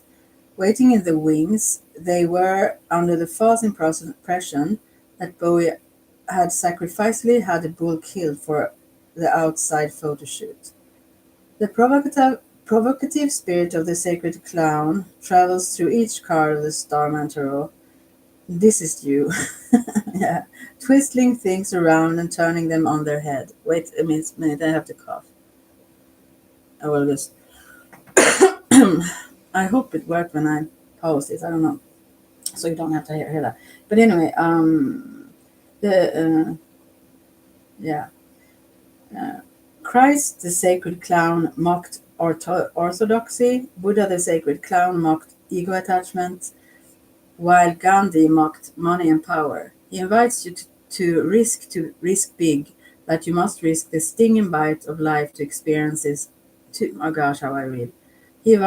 I will do this again. He invites you to risk big, that you must risk the stinging bite of life to experience its true wonder. Yeah, you have to, and I have to. I am really grateful for you because you have really shaken me, and I would have not been the same without you. Now it's 2:22. Okay, 2:02:22. Anyway, I can't control how people treat me. I've had two of my friends mistreat me and manipulate me in the past few weeks. So I had to distance myself from them or I would explode. Okay, what did they do? But I heard one thing today. I will first read this and then I will tell you this fantastic thing that I learned today.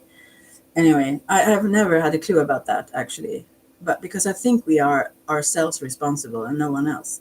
Anyways, but I also think that my energy and yours, I think I should avoid that. But okay, but I won't right now. But anyway, the sacred clown invites you to live in the exciting potential and freedom of each moment. The Heyoka provokes, prods, and startles you out of the hypnotic dance of a monkey mind, which is awesome. You do perfectly this.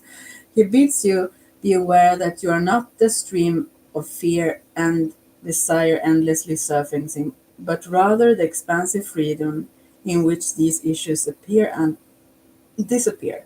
When you say I, you are referring to your story. Your story is not true. The burdens, as you just said, it's not. It's actually something It's not that it's a lie, but I mean it's still just a story, as after the fact. Well, the burdens you have carried for so long can be put down because they never belong to you. Something new awaits you on unexplored paths, so step into life fearlessly. Renew, refresh, and rebirth yourself. You are a child, innocent and free. Take the leap of faith and be free. Step out from the void. You were like limitless nothingness before, right? Embrace your inexperiences. Live this, I love this. Embrace your inexperiences. Don't think you know it all. Live in your potential. Explore your world. I mean, there is so much. You have all the opportunities there that could be, and also the emperor on the bottom then. But okay. But what did they do? Your friends. Well, anyway, I will tell you the thing first, and then I will read the emperor for you, and then maybe I will just not be too much in contact. you know, I have to learn sometime, right? Anyway, you know, what I heard is this, that, I mean, energy match or not match. And I wondered, how could I have been a match, as is the saying, with very, very strange stuff that happened in my life, I feel. And I don't even see how. I mean, how could this even be, you know? And then I heard this explanation. It was today, I think, if it was not yesterday. It was today.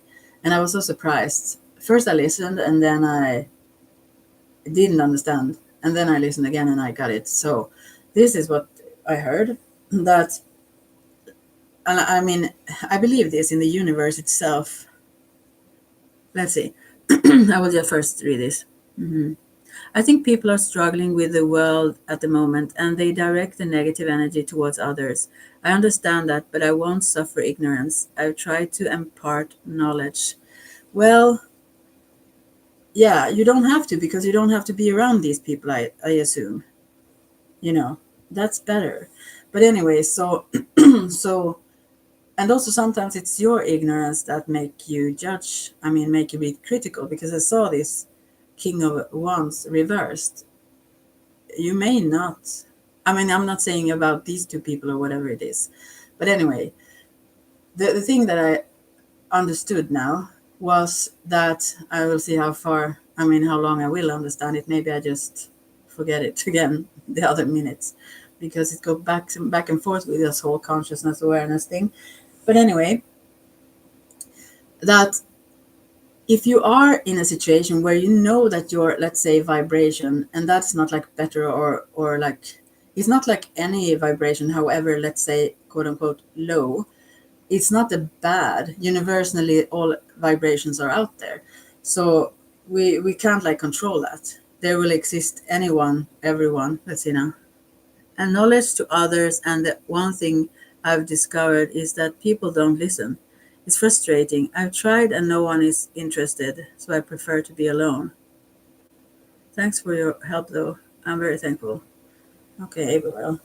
Anyways, so so what I heard is this, that you cannot, you have to, like, meet what you match, let's say. And then I have seen certain clues in why I met certain things, and also my, uh, how I saw myself and everything. But never mind. What I heard now was this, that sometimes we know that this is not the right vibe, as I know with you. I know I should not be in touch with you, honestly, but I'm still right now. But I maybe won't continue. I don't know. We'll see. If you pop up here, I won't block you, though. I'm a very curious person. I want to understand and know, and that is a problem, because I should just go with the vibe. Anyway, the thing is that in situations where I know that my vibe, if you call it that, have been, let's say, higher. What I mean with higher is that my vibe have been like too much loving or too much caring, maybe, and stuff. Also, that can go overboard, of course, and be not like beneficial to me, first of all, but also maybe not to others. But anyways, my vibe have been like, I want people well, I care for others, and so on. That's in energetics. It's not like in a moral sense, I don't mean that, but in a vibe sense, it's a different vibe than someone that are vengeful or have a lot of other vibes. And still, I have not realized that I should distance myself from these people, until they try to kind of kill me or something. I mean, it takes a long while before I dismiss someone, and and or it did. Now I do it quicker. But anyways, I never saw my part in that. I never realized that I was distanced myself from my own vibe when I was connecting to people um, that that were in very other, yeah, just say vibes, but other situations. But I never wanted to judge people. I wanted to understand people, and I wanted to. I'm not trying to like put a glory on my head or pretend to be like some super person or anything, but I actually always wanted to, and I didn't want to judge others, even though certain situations were so um, uh, different, and I had no clue about certain situations that I learned maybe more about. Um, anyways, so I realized where my part in this was is that I didn't listen to my own soul. I didn't listen to my own vibe, that this is not where I should be. In these connections, this is not right for me, because it's not like, it's not, it wasn't that I had to dismiss someone else or shut them away or not. It was just that I distanced myself from myself by accepting those connections. And now I realize that that's why, whoa, and that's just today. And here you are, no, testing this, and still I will get some like what is the word, like consequences from not listening to that vibe of just leaving when you popped in. And now it was 2:11:11, and the one and the one with one person, one thumbs up. Give me a thumbs up at least. No, I'm just kidding.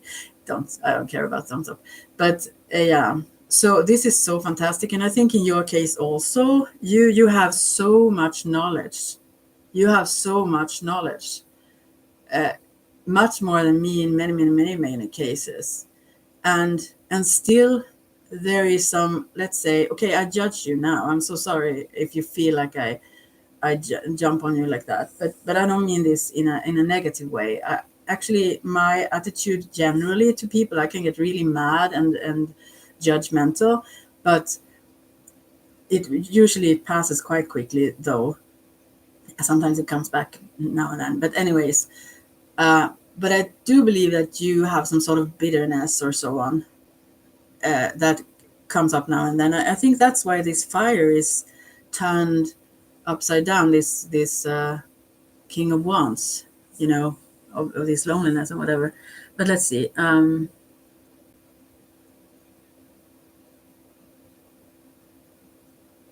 Yeah, I'm just reading what you say. I had to cut off the news narrative. It's too distracting, and I feel like past few week past few weeks I can hear my soul again. You're right. Okay, that's awesome. Yeah, I can't, and I've been so sensitive to the news lately, actually, and especially I think from today something happened actually, because when I realized this, I also recognize when I react to things. I was too numb to actually realize. Now it's really, really hard for me to watch certain things. Even like, I used to like thriller. I do still though, but a certain, even documentaries about crime or whatever, or yeah, all kinds of stuff. That is pretty hard for my energy right now. I don't know why. Was probably a good thing I cut off ties from these people who manipulated me. Okay, tell me more. Tell me more. How did they do that though?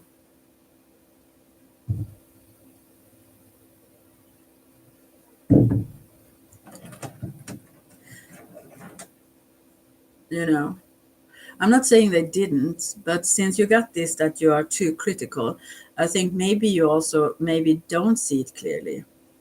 I'm not sure because I don't know what the situation is. Or maybe I do.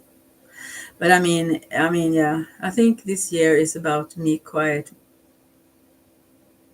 with myself again. Okay, because you have such a a powerful personality that is in clear in so many ways. Um, you have such a you have all the possibilities, first of all, and also you have this emperor here beneath, which I think also can be, I mean, it's upright, so that is positive. You have all the you have all the opportunities to be, let's say, positive emperor, because emperor's card in itself is also oftentimes very too harsh. You should like step away when it comes to the emperor kind of thing. I think you said that didn't you say that sometime? You walked with one foot on the earth and one in the sky, and like, I don't know. I let myself be too open and people trampled those private boundaries. Yeah, I know. I did the same, let's say. I was not only too open, which I am still. I should just not be that. I try to not be that. I really try. Also about these whole story things and all things. I mean, I don't want to drag the past into the future. I want something else. Although I'm thankful because who I am is because of all these experiences. The same for you. It couldn't be different. And the difference is if you like realized I think you like yourself somewhat, right? I mean, you couldn't.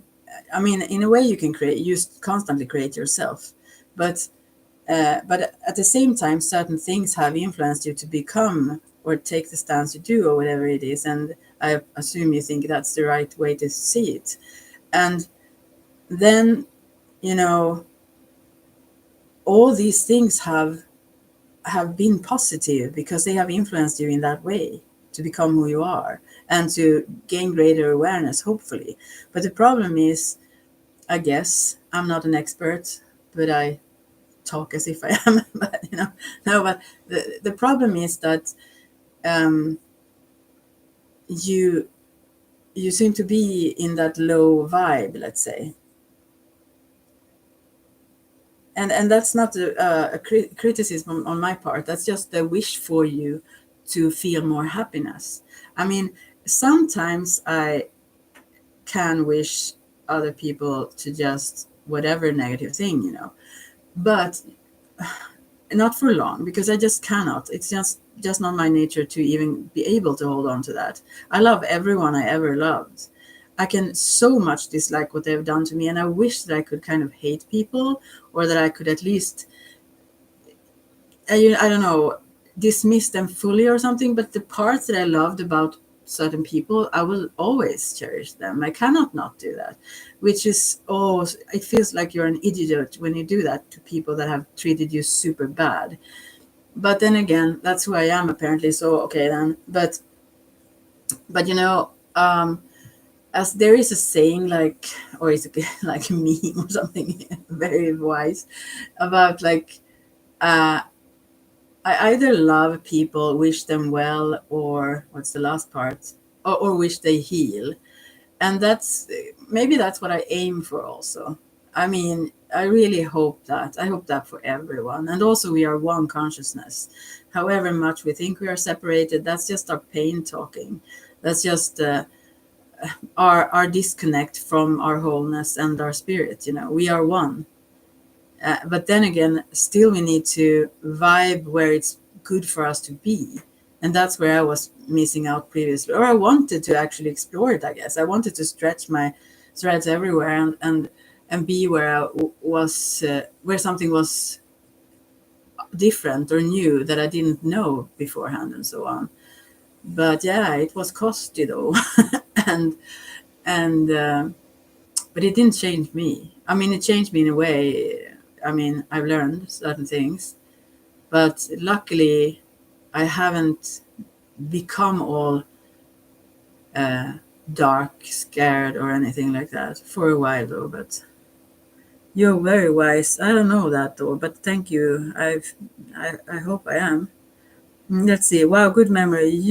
Yes, 1 foot in two different worlds. I'm so humbled you remember that I said that. Yeah. I wrote it all down.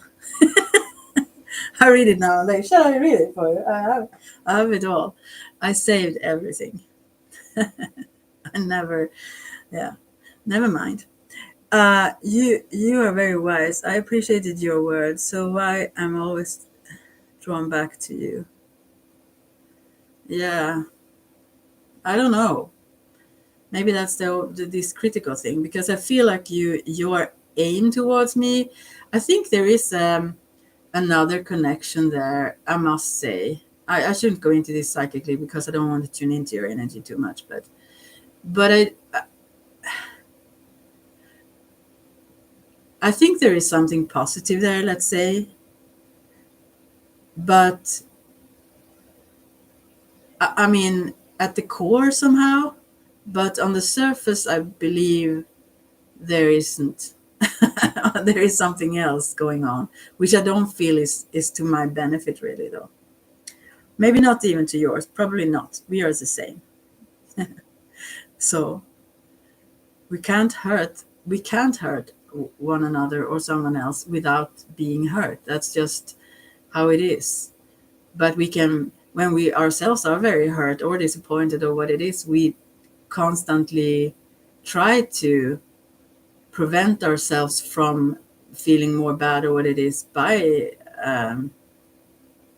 letting others suffer instead. You know, it doesn't work that way in reality. So let's see. My friend tried to get me to do these impossible things over Christmas time, to pick up motorbike in another town. I was with my family and did not have the ability to do this impossible task. Okay, and then he got upset that I didn't choose him over my family. Okay, weird. Depends. What kind of club are you in? If you are in one, I guess that soon we are in 22222. Again, wasn't we there? Oh, it was 202, but soon we're there. It's all about these twos. Anyway, someone else is listening here now. Yeah. Well, I will read this Emperor for you also. I think that we have different values, obviously, everyone, and in certain group settings, that's like, I'm not sure this is a group setting or just one friend, but certain people, there are some like rules, loyalty rules or whatever, like that, or hierarchies or stuff where you should obey and stuff. I have never been one of those obeying types. And I thought sometimes that it could be a good idea. Now it's 22222. Now it was. I just feel that's perfect. Anyways, feels like he was testing me. It's a longer story, but that's the crux of it. Oh, I want to read a longer story, honestly. But anyways, I believe that what do I believe? Everything is about ego, though, isn't it? I mean, also maybe it's about you agree in some certain matters, and then someone get disappointed or think you betray them if you don't think as they do, let's say, or something like that. But one thing that surprising to me with people that I have been associated with, let's say, is that, or yeah, even love, but still tiny parts of them I still love. No, but yeah, anyway, is that there are people who have known my attitude and my stance all the time. I've never like pretended to be someone else or accepting it or thinking like they do in certain areas, even though I didn't judge. I thought that anyone can think what they think, that's their values, but still they can drag you into their not drag you. I mean, I've learned from that, but I mean, I don't understand. I understand if you kind of agree in something that now we see this. We have said Oh, it could just be in a partnership with someone you love. Actually, I was married. I've been married 2 times. Talking about longer stories, but but the last time, oh, I must have been so intoxicated in my brain, by the way. But then he said, because it came from some Christian background of sorts and something, and yeah, long story short, he said suddenly that in the Bible it says that the woman should like obey the man. And we were already married, and he didn't say that to me before. So I said, well, then you chose the wrong woman, I said. But yeah, we we um, separated not long after that. But anyways, I mean, if you haven't an agreement on your way of viewing things, how can you like, for example, that like, you know, just think that someone else should agree to the same, like, especially if you know it, if you even have talked about it, like that I'm totally opposed certain things in my life that others may have invited into theirs. But then again, as I said about the vibes, I'd still invited it somehow. So okay, here is another one. uh, let's see now. It's probably better me and my friend have time apart. I need to spend time alone, going back into myself. Okay, well, I can pull a card for it, but I will read this Emperor for you first. I lead by example. This is the same as almost like as this sacred clown. There is so much potential, so much energy that could burst forth or could be born, let's say, in your life, uh, with all the energy you have as well. But you really need to. It was about integrity very much. I've talked about this whole thing about integrity a lot. My mom used integrity in a special way. She calls it integrity if you shut up. Honestly. And I said to her, it's not the same thing. Integrity is, to me, it can mean many different things, but to me, it's integrity that I am honest, that I stand for what I stand for. That is integrity for me. Also, that I don't like, um, you know, put others in like, let's say bad. I mean, I don't treat others badly, like it's part of that, I guess, and so on. But anyways, it's it's a weird word. Anyway, it says so beforehand. Whatever. I will read it for you. The emperor is the paternal father who instructs about the matters of responsibility, order, control, and discipline. And here in this card or in this image, he stands with his, arms crossed, like very stern, like, or. Mhm. Um, Yeah, he is a formidable character, a stern authority of the law, rules, and regulation that govern society. A man of great integrity, or at least it's very impossible. I mean, not impossible. It's very important that you are, because of your responsibilities or your impact, I guess. And sometimes you get too harsh in this and don't see clearly. I think, not always, but. Mhm. A man of great integrity, intelligent and intellect and strength, he assumes leadership, providing stability, security, and protection. A firm disciplinarian, we do not always welcome our dealings with him, and yet his righteousness, harshness, and punishment is enforced so that we can learn to be more self-disciplined and think logically and rationally rather than succumb to the rampant ride of emotion. I mean, you have the capacity to be this emperor person. I think, yeah, well, I will. This is a lot of text. I'm sorry about that, but I think it's important. Conceived by me as a fantastical space emperor, donning his robes with theatrical flourish like some superhero from the genre? How do you say? Anyway, oh, sorry, I'm so loud. Of my 80s sci-fi films.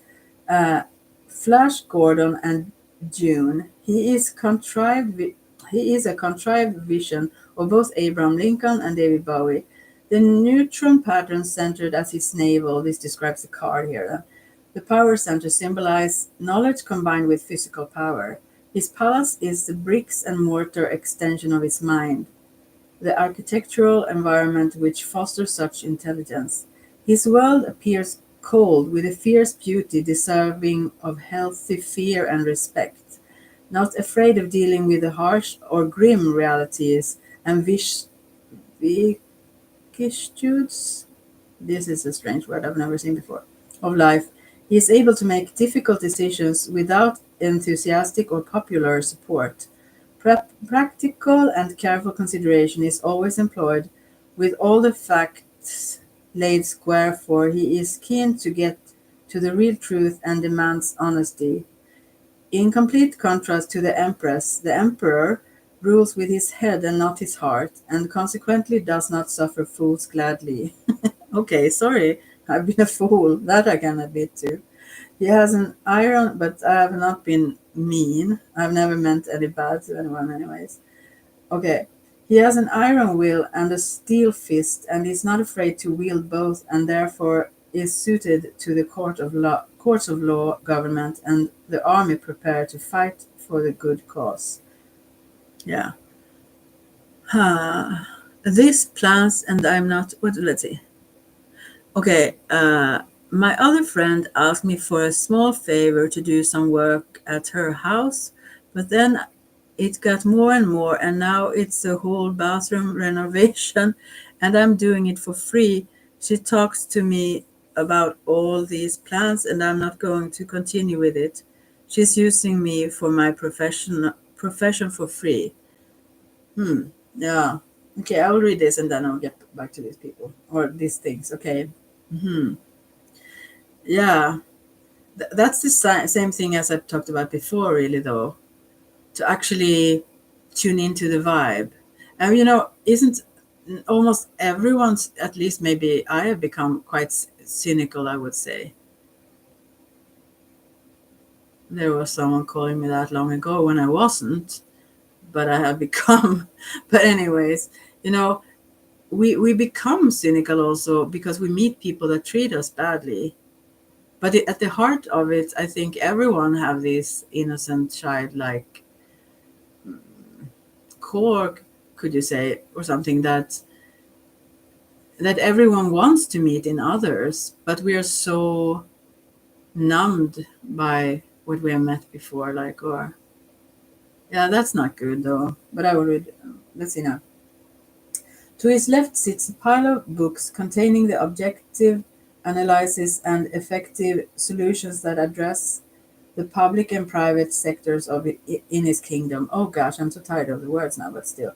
To his right, a sextant, a remarkable instrument created almost 300 years ago, that measures the distance between astronomical objects and the horizon as he seeks to navigate his realm through space. He is an expression of hard-won victory and success, demanding determination and resilience. The Emperor suggests you no longer have to prove yourself. Your expertise and experience is unquestioned. It is time to lead by example. I think this is very important for you. I think you sometimes, when you get like overly, let's say, judgmental in that you sometimes have maybe a feeling that you need to prove something, but you have already done that so much. You don't need to. You just need to be the example you want to be in the world. That's all. And enjoy your life also. Get your house in order and regain control of an important area of your life so that you can live on your own terms, having the courage to walk your talk. It may be time to step up and approach your own father or father figure to pragmatically face and resolve a specific problem that is draining you and your life of vitality. Maybe this is an issue that comes from the past that you actually need to face, at least face in your visualization or something, to let go of. Maybe that is where you want to prove yourself also somehow, without, consciously wanting to. Set boundaries and follow rules. Believe in the concrete world around you. Focus on action and results. Hold your ground, it says. Well, anyways, this was on the bottom. Okay, I'm back at you with you now. Yes, be the example I want to be. That seems to resonate. Yeah, but also you can be it with a different aim. You could. That's not like giving up on your power in any way, you know. But anyways, these people then. Okay, like I will pull a card for these two. Is that okay for you? This guy that wanted you to dismiss your family and go and fix something with a motorbike or something, and this other girl. I will pull a card for those two. First one, is that okay with you? Focus on acts and results. I think you seem to be, and also, I mean, you apparently are very intelligent, but also, um, what can I say? I think you're so very much, as it said also, the emperor rules from his head, not from his heart. But I also think you sometimes get a little bit, the emperor is like a number 4. It's like this square. It's like you get sometimes even like trapped there, let's say, in your head. You have these greater visions and understandings, but at the same time, it's cold there, and you don't want to be, about this loneliness you wrote and everything. You don't want to be in that all the time. I mean, we have to have that somewhat, but it's like it becomes like too harsh, even for yourself, especially for yourself, because you are in it constantly then. Others may be meet it now and then, but I feel like a stranger in this world most days. I'm sorry to hear that. And also, I think that is about this whole. In the medicine wheel, we work through these different kinds of perception of who we are, which is first the physical, where we sensory, perception, how we explore or interpret the world, and then the more mental, emotional, which is the ego side, you could say, which is always separated. That is a problem with also living in your logical mind a lot, although that is super helpful and it's positive. So it can, like, ego in itself is a good thing. We need to know what our tastes are, what we like and dislike, and so on and so forth. But it still is a separation place, where the soul is like the next level in this medicine wheel, these directions of the southwest and now north, with the soul level, where you channel, you could say, energy. It doesn't be, you don't have to be medium or anything, but I mean, you use life force to channel it towards your aims, which are nurturing, which are not defensive or vengeful or something like that. You transmit life energy from other sources and also yourself to grow flowers, let's say, or grow positive things, as they have the hummingbird in that direction, with the true nourishment for your soul. And that the ego will never be satisfied. It will be just lonelier and lonelier, because it's about separation. And in the soul level, it's about connection. And then the spirit level in the east, which is pure energy. And there we are one, And you are not a stranger. I know, I understand that you feel that way. I mean, I can also feel that, but it's because we live in the world. I mean, this is a dualistic world. And also, when we live in the way the world sees things, with this ego, this separation way, we will feel like we are strangers, but we are not. We are the same, you and I. We are exactly the same.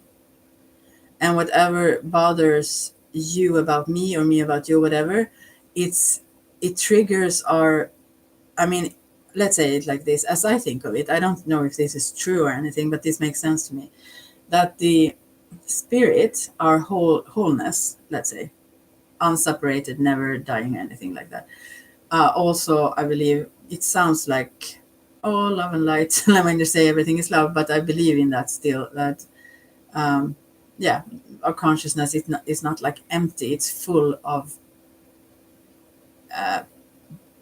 whatever. Anyway, Then we also have our personal souls that are connected in certain ways, also in the spiritual, let's say, realm, or the non-physical realm, where we also can love each other even when we hate each other or whatever. It's something, there is a connection. And the stronger emotions there are, even if they are negative, there is for sure, I believe, a very strong loving connection at the core. Otherwise, we wouldn't feel it was so important, It have to have some importance first.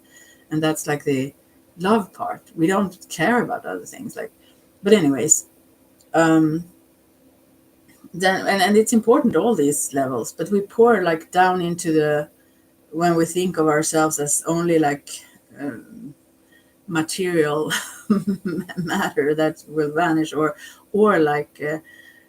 our stories or our emotions, when that's how we identify ourselves as our beings or our names or whatever. Okay, I go too far with it, but anyway, so then we forget, we come here to discover these things that are beyond the veil. Let's say we are here to discover who we are as beings, not as human beings, but as constant beings. And there is no judgment there, not towards you or anyone or me. There is no judgment. There is only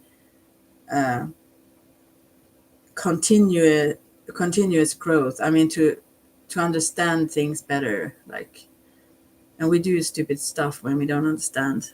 Let's see. I feel like I need to disengage from people right now. I've been very social, but people don't resonate with me anymore. They are disconnected from their soul. Well, you probably are with the wrong kind of people if you feel like that. So you have disconnect, as I said before about this whole vibe thing.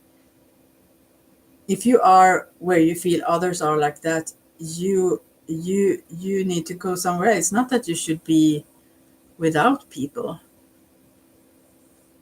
but you should listen to your soul, yeah. And the reason you are there is because you did not listen, because you disconnected, and then you met those that also are disconnected. But now you know. But anyway, should I pull a card for these two previously and just see if there is if there is a message for you there, for the guy there and for this woman?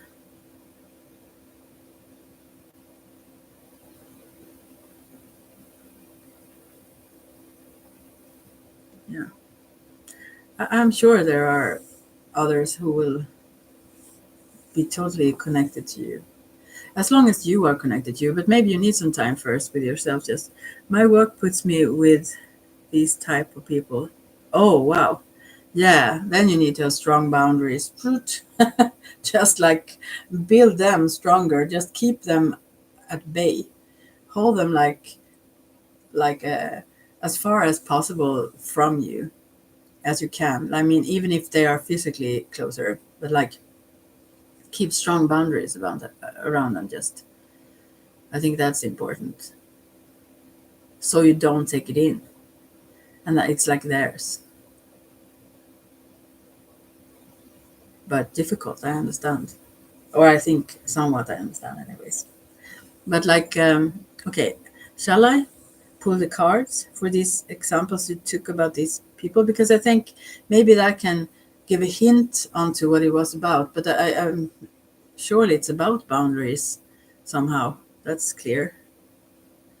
And also maybe your willingness to be, or maybe they are used to you being very helpful, apparently. And yeah, I'm still that one, because but I'm consciously that one. Let's say I love to help people if I can, and I do many things I do for free, but I also see that it gain me. I mean, my development. I learn stuff and so on. I won't do it purely selflessly, if you say. It's as long as it constantly gives me something and it's still respected from the other end, and I'm appreciated, then it's no loss of energy for me in it. It's But yeah, I still know a lot of people who can't take that. They cannot respect it if they don't have to, let's say, pay or anything else. Uh, yeah, because then they will take advantage or start to, as it was previously with people, not only getting things for free, but also that boundary start to push that. So first appreciating it, then just taking it for granted, then demanding when to get it, demanding my time, just saying now I can come and why can't you, like aggressively stuff. And then I started to realize, wow, I have to have better boundaries about this. I could chat with you for hours. I have to go and get ready for work. Okay, it's been really nice hearing you this morning. Okay, can we do this card another time, please? Can't I do them and you can listen later, because I'm curious. I will do them quickly, okay? I could chat with you for hours also, but also I'm a little bit hesitant about you. But I do wish you well. Okay, I will. First the guy there, the relationship with them and what's up. Here we get, I will do them quickly. Three of Pentacles reversed. This is someone who want to work together with you. And then we have the Chariot, and which is, yeah, I guess this is, I mean, this makes sense to me. This guy there, also the motorcycle. It was like, I'm not seeing the situation itself, but it seems like the Chariot is about this person's ability to move around or something, probably. I mean, or also that they want things done. Usually they want things done when they want things done all the time, not only related to you. But also the Three of Pentacles reversed here seem to be that they like cooperation, like, and they feel like, or their reaction to you is like that you aren't cooperate no, not cooperating, what do you say? Yeah, do you know what I mean? Cooperating. Oh, yeah, whatever. uh or like as if you step away from being part on whatever you are working together to build up or something like that. That's the message here. Curiosity wins. Okay. Oh gosh, I really, some now I was thinking of you and not the question. So here we have Death reversed. Wow, I need to read that. I'm sorry, because I was just smiling and thinking, why aren't we even friends? Like, and then I realized this is not a good idea. But I mean, we aren't friends here, but I don't know. Anyway, then I get Death reversed, so I have to just read that quickly. It says, reluctant to change, stop living in the past, step into the limelight, let go of your obsessive thoughts, and awaken from the slumber. Great the world, greet the world with a new you. I think this is for both of us, maybe. Stuckness and stagnation, living in the past and refusing to move on. Stop resisting, let go and let be. Sacrifice the dream of what it should be. Alternatively, resurfacing, refreshed after a period of dead time. Maybe that was a general message also, to just back away for a bit, I mean, and then resurface. The girl down there. It says the love connection. Anyway, the girl in the bathroom. What is up with that? Just quickly. I think these are the cards. Seven of Pentacles reversed. Six of Wands reversed. Oh, this is not good. Judgment upright. I think you are. This Seven of Pentacles is you are actually drawn to. Okay, sorry. I will just say this quickly. Thanks, dearest. Thank you. You with this girl, it's like you are not, now I speak slower than ever. You are not, this is not the treasure. This is not what you truly want. If that is a love connection or something, there is something else that you treasure more, or someone else or something, because this is not it, or maybe it's not now. And the Six of Wands is usually the victory card, and here it's reversed. So maybe you thought this would be really good, and now you feel like, no, this was not what I wanted. And then the Judgment card is a really strong card, and that's upright. You have decided, as you wrote, you are listening, okay, as you wrote, that now, no, I won't have it, like I won't stand for this. So this is very powerful. If you Google them afterwards, Starman Tarot and the Judgment card, that is really like you just know, very clearly take a stand for yourself. And I mean, for every time people demand stuff of you, or when you are in similar situations, I believe that have happened before, you will be clearer and see the signs before, or feel the signs even inside you, the vibes, so that you can step away before, because it's disappointing. Yeah, you wish people would appreciate you for something else, of course. I mean, yeah. So I mean, there is some disappointment in this other, and the other one I think is just like the guy there is only like, I think that person think you like work together, or try to create something together, and thought that you would step up and be like, or understand that you do this together. It's not like that person doesn't think he demands something of you, rather that you do this together somehow. I don't know. But with the girl there, yeah, that's gone, and that's good. That you stand up for yourself and don't accept that, apparently. Uh, yeah, of course, of course, of course. You are worthy of that. You should have that, and that's like absolutely natural, and of course, yeah. Those people don't deserve you if that's it. But I think the guy is rather like focused on his own aims, and not. I mean, I don't think there is maybe a disrespect there.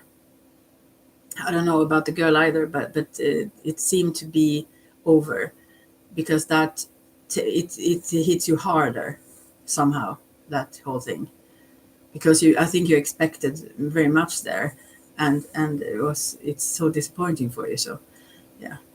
But the other one I think was more like in his own like tunnel visioned idea of what he wanted to get done or whatever. So yeah, it will work out, I think. Yeah, take care and bye for now. Then, oh my, I need to drink some water. Mm. And also another thing, if you still hear me, this whole Seven of Pentacles reverse there about I think she wasn't right from if that was a love relationship, I don't know, but still you had your heart, or your treasure was someone else anyways, or yeah, it seems you wanted her to be that one, but yeah, it's not like we kind of knew, but you tried, but that's good. You should try. I mean, yeah. Anyway, okay, so I will then go 3 hours later. Good that my cat was asleep. Okay, bye. I will talk to you. Oh, are you sure? Don't do that. Don't scare me like that. Well, um, yeah. Anyway, don't write it with like those huge letters. That seems scary to me when it comes to you. Anyways, well, I must pull a card for myself now about us, my relationship with you, whatever that is, kind of thing. I'll see what I get. Whoa, I get like a secretive card. That's wild. It went to the floor. Whoa, I will see what that was. But I will see the first one. This is not meant to see. Eight of Cups. Okay, Prince of Cups. This is a young one, or a young, or maybe new start, because of the prince. But there is a princess here also, so I think this is not that. This is a young, loving person, but also sometimes a little bit confused. Sometimes that's what they mean. Also, someone that is psychic or can feel and see, yeah, I don't know, the other world or something. And then Eight of Cups is about leaving what you're not like. And this doesn't have to be a young person, but a person with a, let's say, young heart or a youthful spirit. Yeah, also vulnerable in that sense, and that can be turned in the other direction easily if you, yeah. Anyway, Eight of Cups is the river. I mean, it's like many things are good, but there is not, it's not fulfilling totally, so therefore one leave. I will read about this Prince of Cups. What is this? This is also could be like a son, a person like that, or yeah, no, here it's also princess, so it's a son if something. It's not a daughter. Let's see. Prince of Cups. I will actually read them. It seems like I cannot leave when I eventually get in here. Prince of Cups, I artfully negotiate for the best solution, this is actually very good. But usually this one is a little bit lost though. I mean, they don't know what to create from this. This is usually the uh, traditional message of this card. And then the Eight of Cups is like, I think that's another thing. That's maybe that girl or something that one is appreciating in some ways, but not in some other ways. Or there is something lacking there. Maybe the respect there. And then they have to go in another direction. And there comes this Prince of Cups. Yeah. Okay, this was the card that came up, right? And the other one was trying to run away, but still. The Prince of Cups is an archetypal knight gallant, a gentleman in every sense, honorable, considerate, valiant, and noble. Not one to relish violence and battle on any level, he prefers behind the scenes diplomacy. If he must, he will act swiftly and cleanly to achieve the best results for all. A masterful peacemaker and artful negotiator, he is always looking for the win-win solution to problems, and his caring, compassionate presence can be a very welcome alternative to bloodshed. Wow, this was positive, more so than I would ever have thought. I think that you are more the bloodshed type, right? Anyways, so this is super beautiful. So I think inside, at the core of you, I think there is this super, super caring.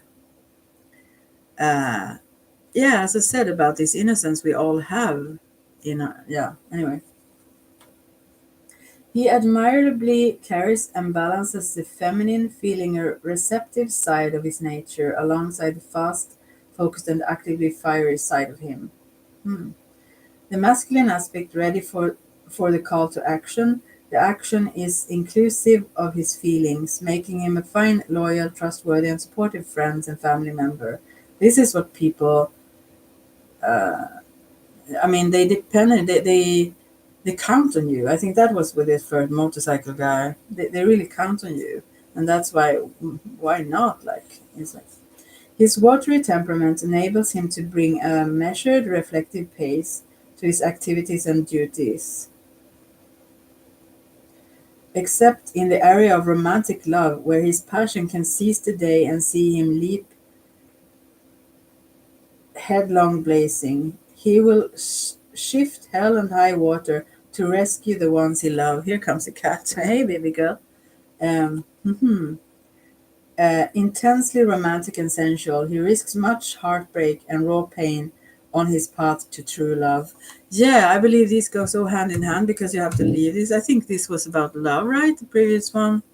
Because, yeah, you are very, in a sense, innocent, yeah, but very vulnerable also when it comes to the love part. Mhm.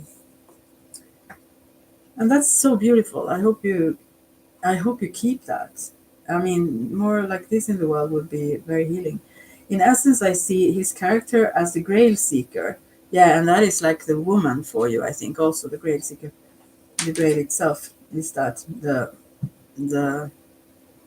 vagina. Anyway, the Holy Grail. The untainted romantic, where life is filled with the possibility of discovery. The manta ray, flying through the ocean, navigating the different depths, teaches us how to dig within ourselves and observe our emotions with a calm. Oh no, actually, my cat is trying to go somewhere where table is lost. It's here, baby girl. See here, it's here. Maybe she can jump.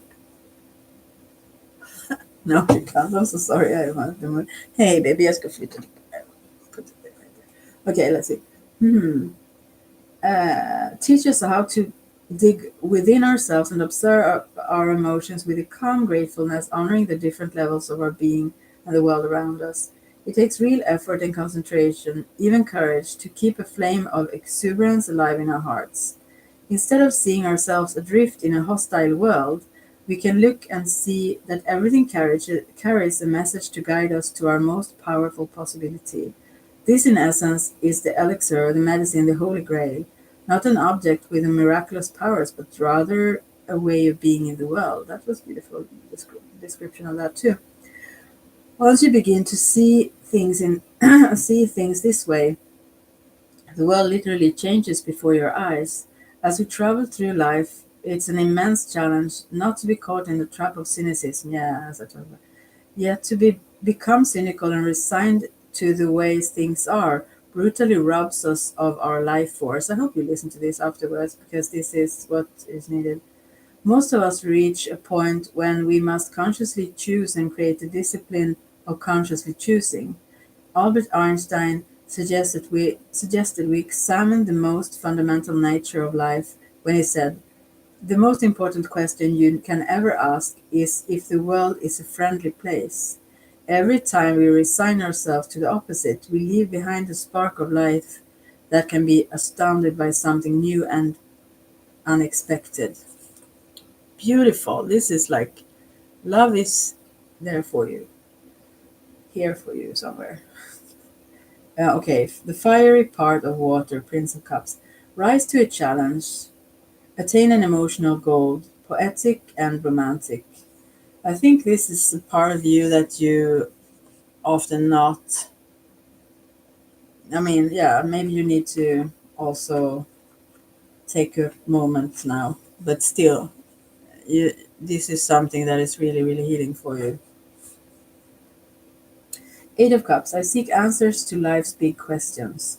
The term vision quest was first coined by the 19th century anthropologist to describe the rite of passage ceremonies of certain Native American cultures, usually undertaken by boys approaching puberty. And this is the same like this young boy here. I mean, in your heart, whomever you are, you have a youthful heart. You have a very youthful heart. And that's beauty. I mean, that's so beautiful that it's not corrupt. Your heart is not corrupt. And that is like a treasure in itself to really be proud of in a way, although it's very vulnerable at the same time though. Certain preparations were made before the initiate spent a period of days alone in his chosen place in nature, often fasting for the duration. The boy had to overcome challenges and fears in order to receive wisdom and guidance from nature and the spirit world, considering his purpose and how he might serve his tribe. This wisdom came in the form of symbolic messages in the physical world and through dreams. They can be viewed as both personal and collective events, guided and witnessed within the community. Oh, I read so quickly, I don't even understand what I read. Okay, yeah, I understand. Right, right. The idea of venturing into the wilderness, removed from the routine activities and duties of life, to sit in sacred space, quieting the mind, heightening the senses, to travel deeper into the nature of self and existence is probably as old as humanity. As you talked about, you maybe need this for a while also. In the artwork, a young man holds his head in sheer bewilderment when faced with the task of gathering the wisdom held in each cup. As one cup flies away, the flames of another lick the fuse of dynamite in its neighbor. Whoa, whoa. A cup spurts noxious green gas, and he is about to unwittingly kick over the cup filled with liquid gold, and on we go. The Eight of Cups very much reflects where I was at when I created it. Ideas were flying away from me. Some important documents I needed were locked away in a security encrypted folder. I had a fever, and I had to think about an art piece that was needed urgently. People were getting heated, tempers were fraying, and I was about to lose money as a result. Just to cap it all, all off, I discovered a huge patch of green mold in my office, which kicked off billions of toxic spores as I removed it. And that's just how it is some days. We must venture into the wilderness of our lives to gather wisdom. Just by virtue of being born, we are thrust into a vast, paradoxical, beautiful, and infinitely complex wilderness. The important takeaway is, from time to time, we need to take ourselves off to unfamiliar parts and be challenged. We must leave behind our comfort and routines to connect with the wilds of nature. Conversely, the cities we inhabit and the tasks we are called upon to do are also nature. Our lives, just as they are, constantly offer us guidance, wisdom, and healing. For the most part, we are just too busy or preoccupied to stop and take note, receive the learning, and allow ourselves to be transformed into a more effective and heart centered people. In my case, in relation to this card, it was art and life converging to tell me to take care of my physical body, deal with problems as soon as they happen, and call upon experts to deal with problems I could spend a month of Sundays trying to resolve. Resolve. I mean, let's see now. Yeah. Yeah. So I'd rather do them instantly, let's say. The Eight of Cups suggests there is much wisdom and guidance to be gained wherever you are if it's your intention. Creating sacred space to sit in nature, away from the habitual rhythm of life, may also be very valuable. As the having and doing fall away, the being is left. In this culture, we are conditioned to do the opposite, to focus on what we must have materially in our lives and do the work to manifest it in order to be happy. Be happy and let everything else find its place. Yeah. Turning your back on what is known, off on a new journey, return to nature and listen to her wisdom. Yeah, I think you know what you need, and that's it. I say, Bay, again, you are here. How to share this that popped into my head after talking to you. I don't think you shared it. Was that like some link to something or something? Bye again. Anyways, but yeah, now Princess of Pentacles come upright. I have to read it now. I happen to turn her. I will see. The link probably won't show for me, sadly. So I don't know what that is. If you put a link there, you have to write what it is. I think it have been like they've changed something on here on YouTube. So yeah, I can't see. You have to write what it is. I value all life. Princess of Pentacles came up right now. So I will read her. I think maybe it's connected to me because I have at least a Queen of Pentacles is like my card. A powerful synthesizer of both imaginative and practical. This discerning and hugely resourceful Princess of Pentacles is acutely aware of the responsibilities we share as custodians of this remarkable planet. Deeply committed to the principles of ecology and evolutionary biology, she wants to live as consciously as possible, innovating solutions that sustain and restore the Earth's living ecosystems. The bare trees represents the devastating ways we are still poisoning the earth. Oh, I've seen a lot of, triads lately. They're a little bit scary though. The princess stands inside an old nuclear cooling tower, alluding to the controversy surrounding nuclear power. A beanstalk offers a way out. The sun at the summit reminds us that change is afoot. Solar energy and wind power are suspended resources. No. Nuclear sources in three of the four largest world economies, led by China. Yeah, I don't know. Anyway, the Princess of Pentacles is an imposing figure, stunningly pregnant. Sorry, just repeat words like that. So annoying, but anyway. Fecund with the possibilities of bringing the earth back to life. A strong carnivalesque and shamanic presence, she carries the didgeridoo, the world's oldest instrument. Is it though? I didn't know that. Whose haunting primal sound heals the land and its people with the power of breath. Oh, beautiful. She is dressed like a magician with her cape. Her red shoes lay discarded at her feet. They pay homage to the Bowie's Let's Dance. She doesn't wear them because she doesn't want to draw attention to her high economic status and power, preferring to go barefoot earthbound. She is deeply in tune with the principle of Gaia, which regards the earth as her self-regulating organism. Yeah, Pachamama. I channeled her, yeah. Or even did this whole drawing down the moon with her.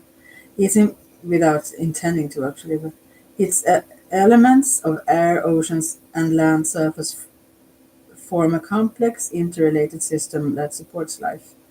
She values all of life in its rich diversity and believes her patient work, ingeniously planned and executed, will lead to sustainable change in the future, carrying forth the wisdom of her ancestors and rebirthing it with the complex information age. Many in the previous generation sadly lost their way, bewitched by media and consumerist lifestyle. She painfully sees the fruitlessness of the path, barren, polluting, devoid of the nourishment so many yearned to fill themselves up with. Practical and ambitious, she is drawn to those who share her vision and the industrious nature, often collaborating brilliantly to achieve long-term aims. The Princess of Pentacles invites us to consider how we are making solid, grounded foundations and preparations for what we ultimately value and hope to achieve in life. Oh, I read so I'm stuttering. Like, anyway, he suggests that we have much abundance already and to not squander precious resources frivolously. She reminds us to seed, plant, and grow our vision one step at a time. Princess of Pentacles, airy part of Earth. Be observant and resourceful. Look for the little details. Enjoy collaboration. Wow, this makes me very confused. And also, I don't know what you sent. It always makes me a little bit on edge. I must say so. Oh, last card. Last card now for this connection also, because this is like, I don't know. Oh, there are so many cards, I can't read about them also. Oh, let's see now. 4 cards, that's good. The wheel, so possibilities come, possibilities goes. Just hang on there. Let's see. Be centered and look at it from above is also. Prince of Pentacles. This is another prince, so it's much youthness here. This is someone who, works on. And 5 of Wands reversed is a really good thing, because usually that is like that you can't work together or don't have the same aim or visions, but I don't know what it means reversed in this deck though. And then 10 of Swords. 10 of Swords could be a good thing. Usually it's not, but that is like totally, I was totally defeated or, devastated. But maybe the 10 here is that's over. Maybe that's the end of this whole. 5 of Wands reverse. Well, let's see. Provoking conflict through unskilled and clumsy words and actions. This is not a good thing.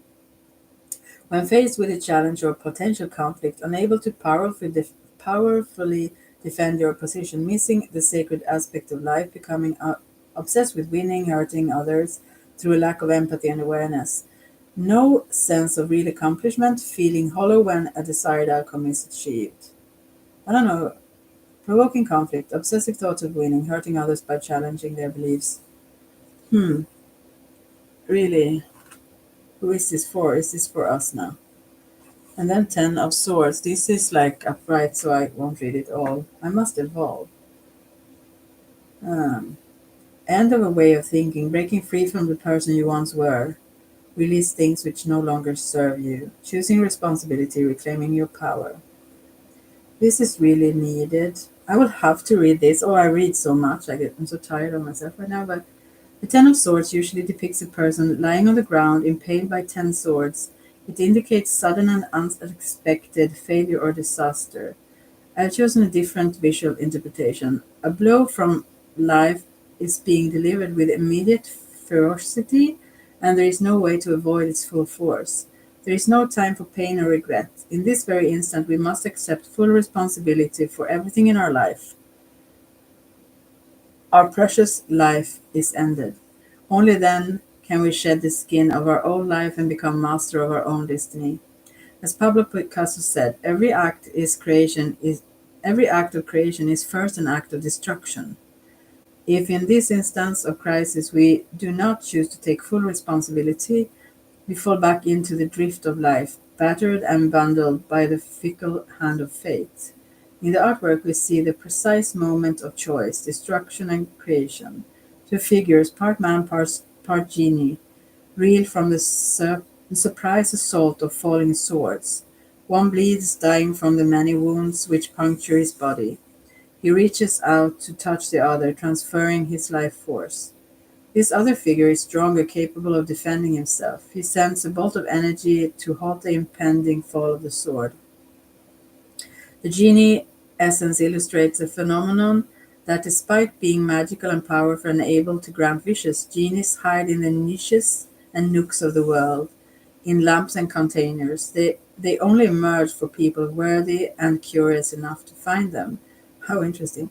Similarly, our true creative power can remain hidden from ourselves and everybody else, locked down within our mortal bodies and the patterns of our lives never to be released.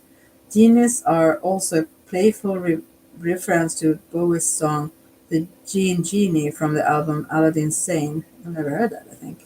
In this song, Bowie has killed a flame-haired, utterly fantastical Ziggy Stardust character, having given birth to the Aladdin Sane, a much darker, more dangerous and streetwise character. He's adapted to survive in decadent and sleazy America.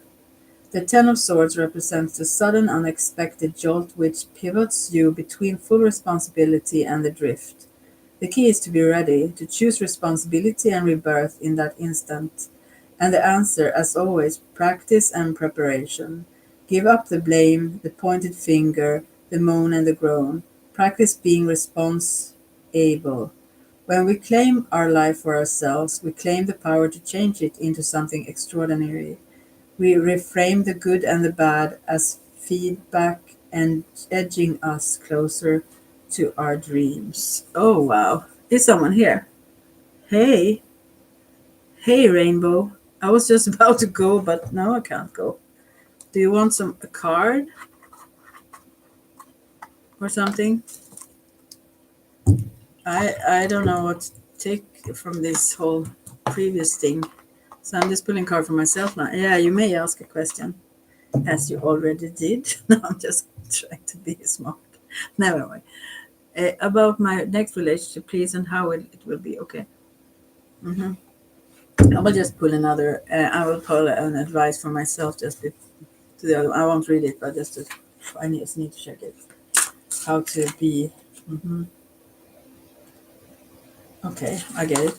All right. So about your next relationship and how it will be. Okay, it depends on you. I must say. I mean, it depends on who it will be with. I mean, you choose, obviously. But as it stands now, as it seems to be right now. Let's see now. Mm-hmm. Then we have 4 cards here as an answer.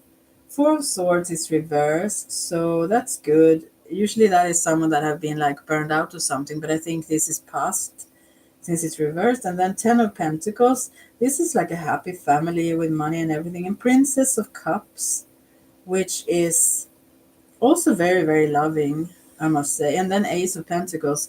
So materialistically, it seems like perfect. And not only just in family wise, also you will be very your families will I mean your extended families will also connect very well. Yeah. And there will be more. I mean, Ace of Pentacles is like also apparently like money wise and so, but it's also in all areas of life because it's all the elements as well as spirits. So there is a seed planted here that will only grow in all directions for the betterment of you. Yeah, it's super good. I will read about this Princess of Cups, and this doesn't have to be in. I don't know if you are a girl, if this is you. This haven't doesn't have to be a younger one, but it could be someone that is young at heart, because Princess obviously is. I can read this for you because that's the only one that I really wonder about. The first one I must see.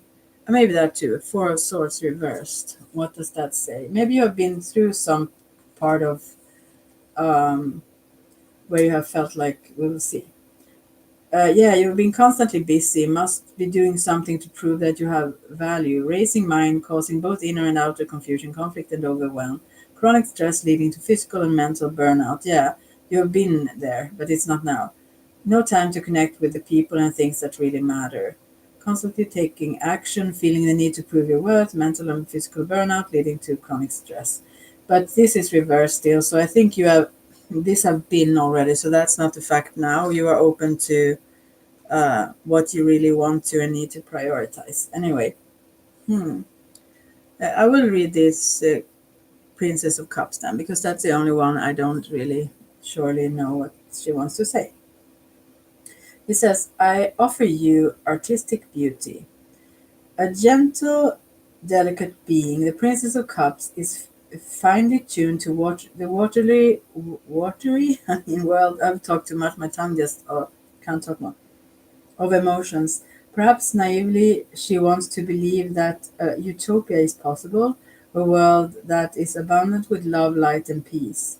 When she discovers the world can be a dark and deadly realm, the shock reverberates deeply into the core of her being until it's almost unbearable. How can how can human beings commit such acts of negligence, hatred, and terror? How can they embody so much anger and ill will? Well, that's a question I oftentimes ask myself. Anyway, this may be you also. Her bandaged eyes symbolize the unwillingness to witness the suffering. Instead, she must look inwards. Her strategy is to develop a fantasy world populated by gentle, radiant beings and creatures who are continually moved to love, support, and nurture one another. A world where love is given and received unconditionally, and all forms of life are affirmed and cared for. As a child of the spirit world, where everything is evolving to its purest potential, she is able to commune with the vast domain of knowledge and accumulated karmic wisdom that for most remains unconscious. She therefore lives in both worlds and can be a powerful messenger, using her perceptive nature and sensitivity to visualize and evoke the archetypal transitions and journeying that we all face in life in an endeavor to come home and become whole. When we allow the hurts and challenges of life to make us a more inspiring, loving, and beautiful human being, we are walking the most miraculous path.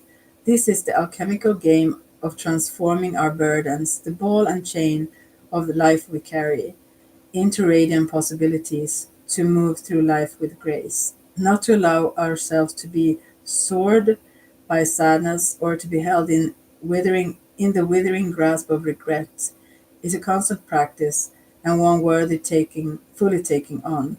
This card invites you to consider how a complaint, when looked at from a different creative angle, is transformed into a rich form of guidance. That's what's beautiful. This one is sensitive and creative, open to psychic transmissions, unique perspective, dreamer, and so on and so forth. This sounds like me, but not always. I can be harsh too, but maybe this is you. I love that the tarot talks about me instead of the person. Yeah. And yeah, also about the relationship, that it's just very loving. Yeah. Hmm. But it also talks about this relationship. Maybe it's a girl. How about that? I don't know. No, but it's like it's a very soft and sweet relationship with no. It doesn't seem to be actually no. It doesn't seem to be conflict. So of course it will be somehow some discussion or something. But I mean, I believe you both are very much on the same page, and also, or will be, that is, and also yeah, this purity around it, like, yeah, this unconditional love is something you both, I mean, yeah, you find what you searched for, what you were seeking, both of you. So, and it will fall into place and just grow in better and better ways. That's the difference from other things maybe that you have met, as well as this whole thing that your families will be also so in sync. There will be no clashes here at all. Yeah, so it will be super good whenever you find it. Yeah, so that's it. Very positive. Oh, you're so welcome, Rainbow. Very beautiful. Mm. Let me know when you meet the person or how it goes. I would love to hear about it. Yeah. Okay, now I've been there for 3.5 hours. Maybe I should think about moving on. Maybe to bed. Go to sleep. Yeah. Thank you very much, anyways, and anyone who come in afterwards also maybe to listen. It's always too much, almost like. Yeah, let me know. Thanks so much. I wonder if something, maybe a little last card then for someone who, like a gift for someone who was hanging on and listened to all this. If there is someone who did that, and you too. I mean, if you're still here, maybe so. Anyone who, yeah, here comes the Ace of Pentacles and also the Eight of Cups that we have read. I will read the Eight of Pentacles and then I will go, because that have come up so many times, and I said that it's growth in every kind of ways, or it's like a seed planted that will just grow better and better. But I mean, it has something more to say here in this book. It was cool to use only this one now. I had a lot of decks here if there would be other people wanted other messages, but I felt like this is a very interesting deck. I wouldn't suggest it to someone to begin with though, but interesting when you have met other decks, let's say. Okay. It like gives depth to the other ones as well. Ace of Pentacles. I carefully tend the seeds of success. In the Starman Tarot, the Ace of Pentacles is about the remarkable potency of life. Moreover, it explores the breaking down of elements to become the nutritious soil out of which new growth and fertility arise. The raw components, I do that all the time, I can't say the right word, of your life, especially the painful and difficult times, become the compost and fecund soil, however you pronounce that word, out of which a stronger, more resilient and alive you can be created. Yeah. When you excavate the past for negatively charged stories and reframe them so a positive spark can be released, the catalyst of learning and renewed potential is born. This is something I talk about all the time also in the medicine wheel. It's harder to live it and do it, but still. We revisit the story and break it open to entertain another possibility or viewpoint, which can then seed itself and grow your being. My intention for this card was to express the wonder we have and the incredible potential to grow and become someone else. Things occur in our lives that catalyze a whole paradigm shift, symbolized by the cat and its 9 lives. The artwork expresses the utter wonder of growth, where the seed must appear to destroy itself, tear itself open, in order to sprout a tender new shoot. The woman represents the surrendered self that must appear to be destroyed, broken open in order to flourish. The books in the soil signify knowledge must also undergo the same process. For example, science must take what was once true, investigate it, take it apart, and regrow into a more advanced and complete answer or new hypothesis. Maybe.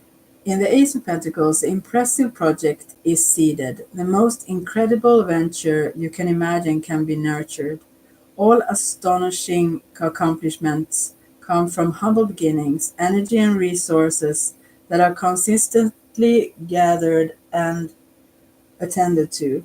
This is an amazing card for connecting creativity with abundance, expanding the human mind to the cosmic mind through the use of medicine vines. Okay. This magical plant realm was seeded 470 million years ago, far more ancient than humans or animals. Does it serve us or do we serve does it serve us or do we serve it? Just as the seed of life, this planet is birthed from stars, and so the star Mantaro was seeded by my work with Bowie. The buried books contain my notes from when I worked with him on the Earthling project, the ideas broken down into the soil from which this new form has grown.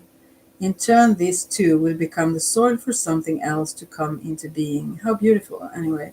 Plant the seeds of something wonderful. You have what you need to get it done. Surrender to the cause. Yeah, what a good ending, I would say. Okay, I will let you go. Yeah, you will let me know. Oh, that was fast. Okay, wow, that was a good last card. Whoa, I picked another. God, I can't talk anymore. I picked another one for how I should like.